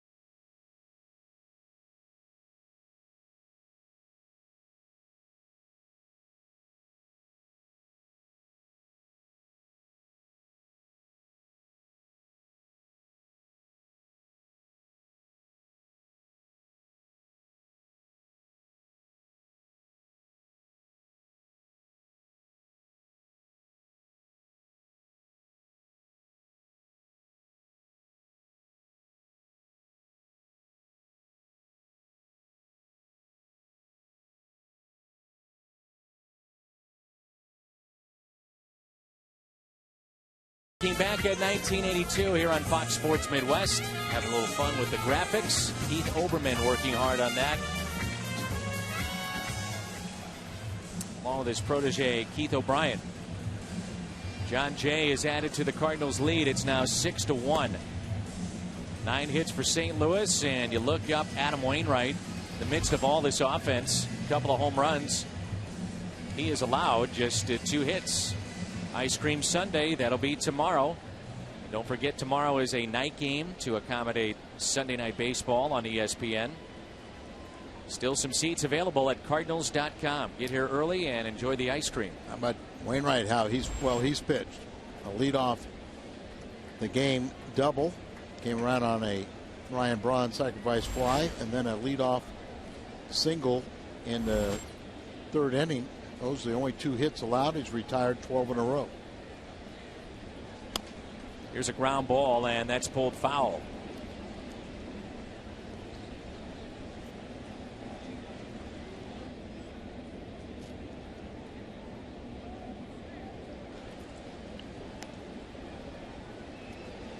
Ryan Braun mentioned last night that he dealt with an awful lot off the field in spring training, and you wondered how that controversy would carry over to his play, but he's answered that and then some. Having a banner year, trying to repeat as MVP. 29 home runs currently. Last season he hit 33. He's got 74 RBIs. He had 111. 19 stolen bases. He had 33 a year ago. Here's the 0-2. Again, pounding that outside corner, and a strikeout of Ryan Braun. That's 7 on the night for Adam Wainwright. Second time that Braun is struck out. We turn to the trivia question presented by AT&T. Who played center field for the Cardinals in Game 1 of the 1982 World Series? He's in attendance tonight. David Green. Most people would have thought it was Willie, but that is a base hit for Corey Hart. Descalso couldn't get that. 1-out hit. Willie McGee did not even play in Game 1. And he was reinserted in the lineup on Game 2. Batted 8th in that game, was 0 for 4 with a run. Reached base on a 5th inning fielder's choice, stole second, went to third on fielder's choice, and scored on a single by Oberfeld. I'm sure a lot of fans wondering why Willie is not in attendance for the weekend, and his family still has daughters that are playing ball, and he's coaching them. And here's a ground ball, could be 2, out at second, and that is a double play. We'll finish up that story on Willie when we come back. It's time to stretch. Redbirds on top, 6-1.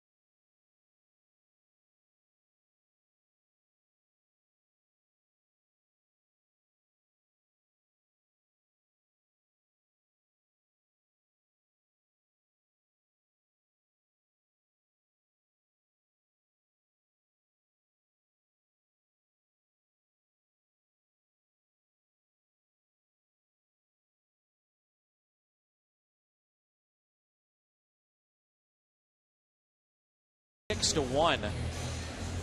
And here's a look at our Nissan drive of the game. John Jay goes down to get it off Livan Hernandez, his third of the season, just out of the reach of Niger Morgan. All Cardinals tonight. Livan Hernandez in his second inning of work. Alan Craig had a RBI single, run scored back in the third when the Cardinals sent 10 men to the plate and scored 4 runs and 6 hits. What the job Adam Wainwright has done. He is really dealing out there. He's only allowed 3 hits, 1 since the third inning. They scored their lone run with a double and a sac fly back in the first inning. He's had a couple complete games against the Milwaukee, but we're back, I think, in 2010. Jaime Garcia on a rehab assignment tonight. Alan Craig, a fly ball out to left. All he can do is shake his head. Trying to pull that trigger, but making sure you wait long enough. He couldn't do it. Hernandez had him out in front for the first out. Kane and Westbrook. And that'll be our next local telecast. Monday night, 6:30. Budweiser, What's on Tap. Again, Kane and Westbrook. Cardinals trying to win this game here tonight. They'll go 10 games over 500 at home. And with plenty of games, only 3 road games. Last night started a stretch where in 25 games there's only 3 road games. That's next weekend in Philadelphia. Cardinals just need to really pile on the wins to get right back in this thing. Here's the 0-1 pitch. 0-2 on Holiday, just to finish up the story on Willie McGee and why he is not here. So he had some family commitments, but he will be in town for Whitey Herzog's golf event, and many of the 82 players will be back in town as well. That's great. Here's the 0-2 pitch. George Hendrick, one of my favorites. He's coaching first base for the Rays, so obviously he had a commitment. They couldn't quite, and I mean this sincerely, track down Joaquin Andujar. Yeah, they've had trouble the last couple of years with Joaquin. Lonnie Smith was, of course, all the players were asked, but Lonnie Smith the last week kind of said no, he wouldn't be able to make it. I'm disappointed. One of my fellow teammates from Kansas City, Steve Braun, excellent pinch hitter. Disappointed he's not here. Some of these guys, like Ozzie was saying, some of them I haven't seen for 30 years. Some of the other guys you get to see at the fantasy camp. This is pulled to short. Turris with it. Slick fielder makes the play. There's 2 down.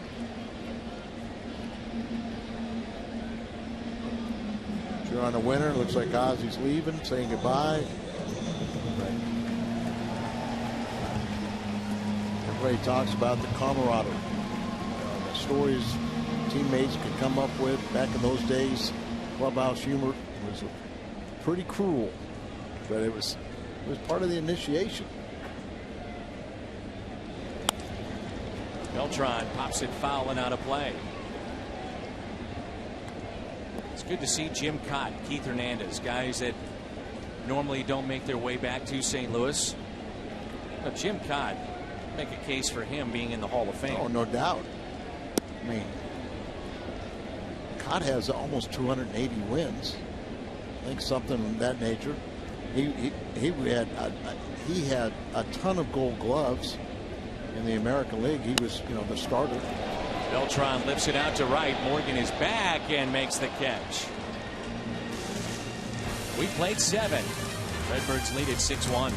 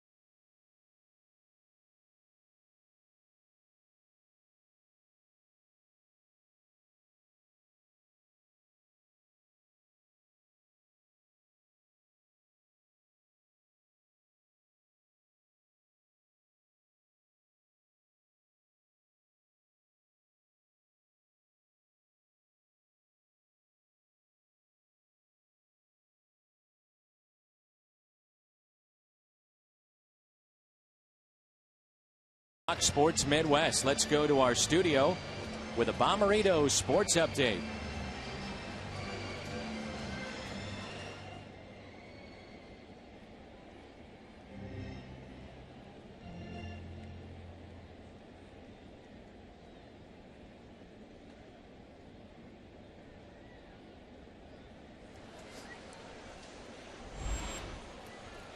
All right, Pat, thanks. That's the Bommarito Sports Update. That is a curveball for a strike at the knees to Lucroy.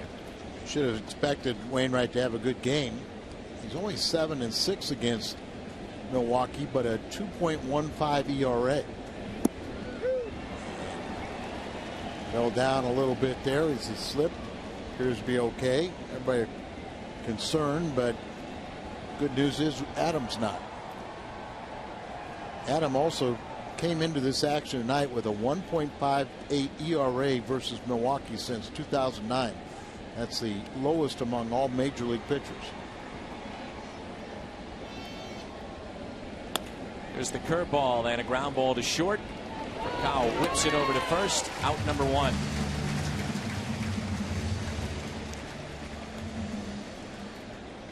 Jim Codd, 25 years pitching in the big leagues. And I mean, I know he's over 10. I want to say 13, 15 gold gloves. 16. It just didn't seem right. But that was a number I thought originally.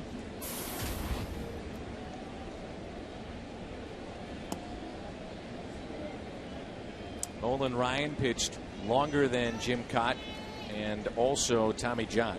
That's it. And how many wins did he have? 278 or 2? Ooh, good play by Craig near the line. He steps on the bag.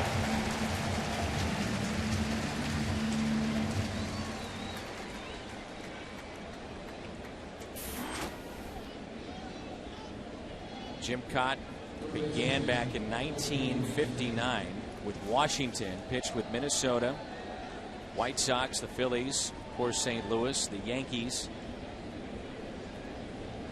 And before it was all said and done, he racked up over 4,500 innings, 283 wins.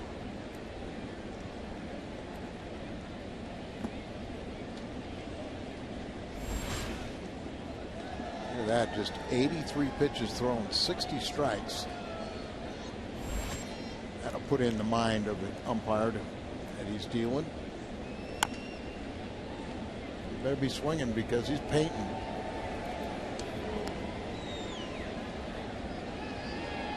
This copyrighted telecast is presented by the authority of the Cardinals and may not be reproduced or retransmitted in any form. The accounts and descriptions of this game may not be disseminated without the express written consent of the world champion St. Louis Cardinals.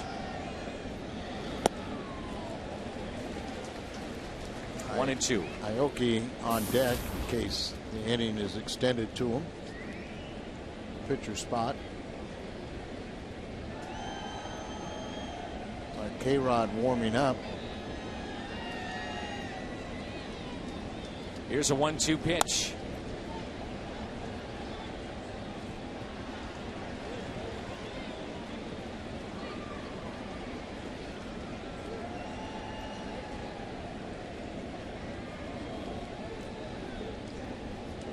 Thanks to the Vintage Haberdashery for supplying our 80s jackets and ties tonight.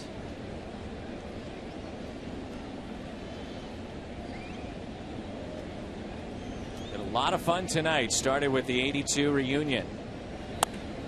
It's continued with the Cardinals rolling tonight, and with I was just thinking, a shift on.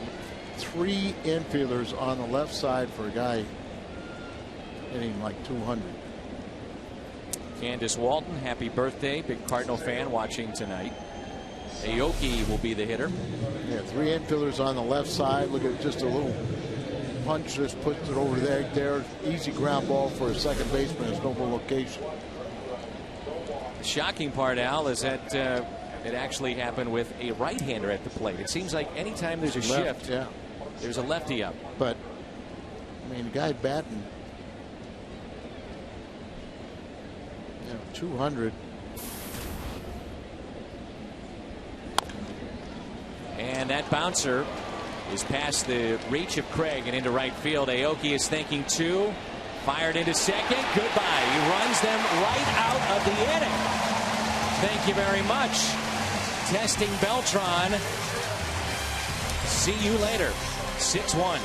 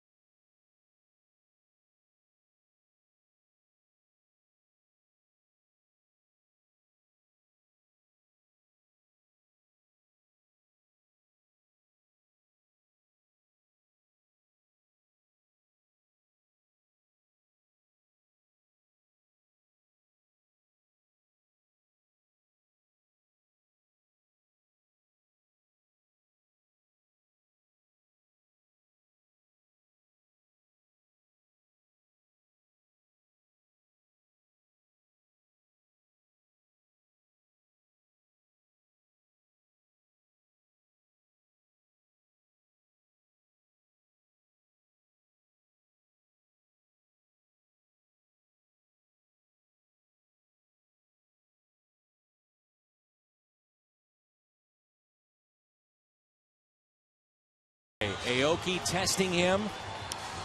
Not even close. Goodbye. Schnook's difference maker of the night. Well, you've got to be able to walk in there. You're trailing 6-1. You got one man in scoring position. You'd have 2 men on base, and you run yourself right out of the inning, trying to stretch a single into a double. Not a smart play, obviously. Beltran, the current right fielder. George Hendricks, Silent George. You talked about him earlier. He had to throw a couple of times to third base in that World Series. Right on a line to Ken Oberkfell. Just showing the highlights on the video board here at the ballpark of the '82 World Series.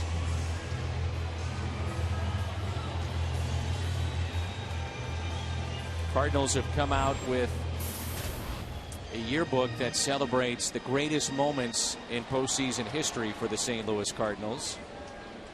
Who do you think was #1? I think David Freese. Yes, sir. Good debate, though, inside that book. Some of the moments that many from the 20s do not remember or know about. For every Cardinals win during this homestand, fans can take $3 off pavilion level tickets for the upcoming series against the Diamondbacks and Astros, and this could lead to a discount as high as $21, meaning free tickets. So stay tuned and save. The Cardinals are 1-0 so far. How high will the discount go? More details right now at cardinals.com/win. Got a big base hit back in the 4-run third inning. Sure was, with 2 outs and the bases loaded. 2 outs, and picked up David Freese, who had struck out ahead of him. CRA total was, or RBI total up to 54 now.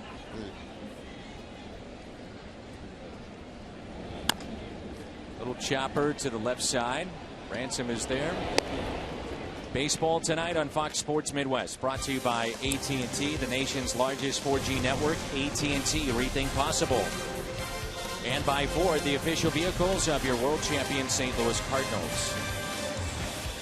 Al, I know you and Rick, all of us, very saddened by the passing of Tom James. Tom worked here at the ballpark, and many nights he was doing it for free, for love of this organization, love of what he did with the media and helping us out. And to Tom's family and friends, we're so sorry to hear about his passing. We're praying for him and for you.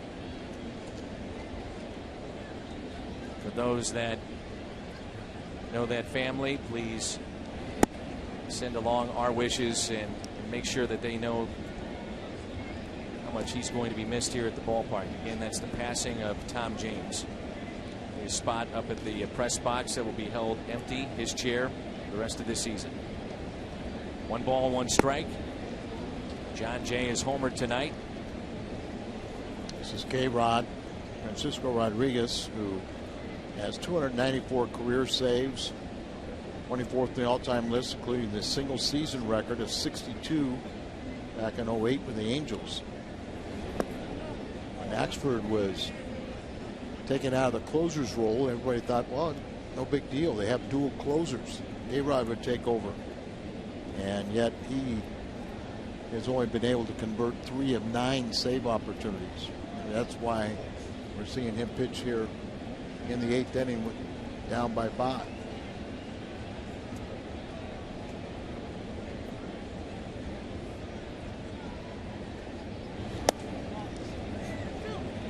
Three and 2 the count on John Jay. Wainwright will be dealing with the top of the lineup, looking to go the distance. Gomez, Morgan, and Braun due up. He had a couple complete games against Milwaukee back in 2010. Ground ball to the right side. Ricky Weeks makes the play, and it's all on Wainwright when we come back. Cardinals on top 6-1. 9th inning rolls in when we return.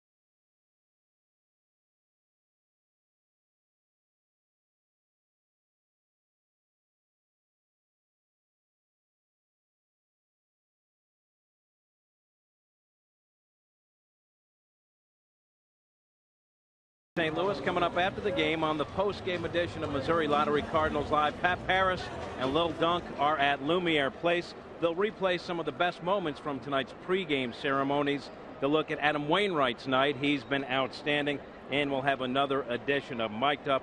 Wainwright looking to go the distance as we go back to the booth. And Dan and Al, guys. All right, Jim, good job today and again tonight with our broadcast. Catching up with the Hall of Famers. If Wainwright can do it, 3 of the last 4 complete games, the wins have been this variety against Milwaukee. Wainwright threw a complete game shutout earlier in the season against San Diego. Looking for a career complete game number 10 here tonight. 0-1 pitch to Gomez is popped up. This will help. Holiday is there to make the catch. Home Depot doing more on defense. How many times do we look at number 33? We'll do it again. Robbing Niger Morgan with a fantastic play. This was back in the 6th inning to end the top half of the 6th.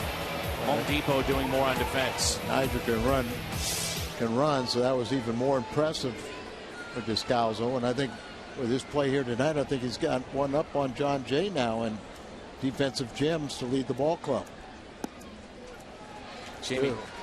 Good breaking ball there from Wainwright. He looks like he's on a mission, doesn't he? Yes, he does. Sprinting out to the mound and very aggressive tonight. I want to mention Al, Jamie Compound, a former coach of the St. Louis Blues, before we get off the air, is bringing the Stanley Cup back to St. Louis. He was a winner for the Kings. And on Monday, 11-1, Kirkwood Community Center, you can get your picture taken with the cup. $5 donation, all goes to Animal Rescue.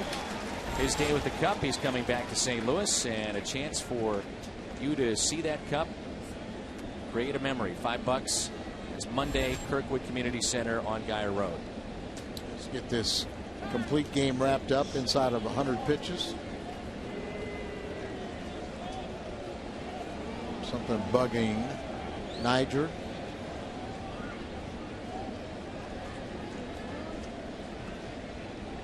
One and two the count. Another curveball. It's another ground ball to Descalso. Morgan is sick of seeing him. Cardinals baseball on Fox Sports Midwest, brought to you by Budweiser. Great times are waiting. Grab some buds. And by Taco Bell. Liv Moss. They rise to their feet here at Busch Stadium.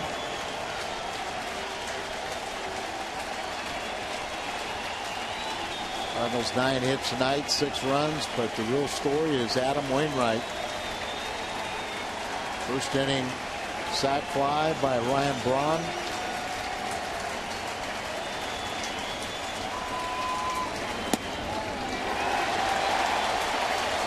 Braun, a pair of strikeouts tonight. The sac fly back in the first to get them on the board, but since then all St. Louis.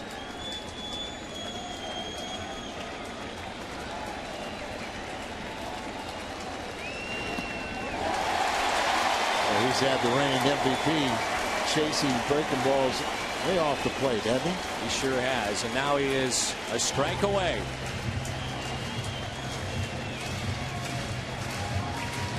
Came in tied for 12th in the National League in strikeouts. He's got 7, soon to be 8. Here it comes. Cutter out there, didn't get the call, but talked about the last 3 World Championships for the Cardinals. Who was on the mound to get the final out? Not quite the same drama, but just you go back in your memory banks and pull it out. Here's a ground ball that should do it for Kyle to first. Yes, Cardinals take the first 2, and Wainwright goes the distance again. This is what the Cardinals have to do. They have to play this type of baseball. Very good pitching, timely hitting, good defense and everything. Take advantage. Now 10 games over 500. Don't worry about the other guys. Just take care of your game, win your game, and the rest will fall in place. Adam Wainwright, our Budweiser player of the game. 5 hits allowed, 7 strikeouts, 9 strong innings. Cardinals will look for a sweep tomorrow night. Much more to come here following Game 2. Missouri Lottery Cardinals postgame show. That's next.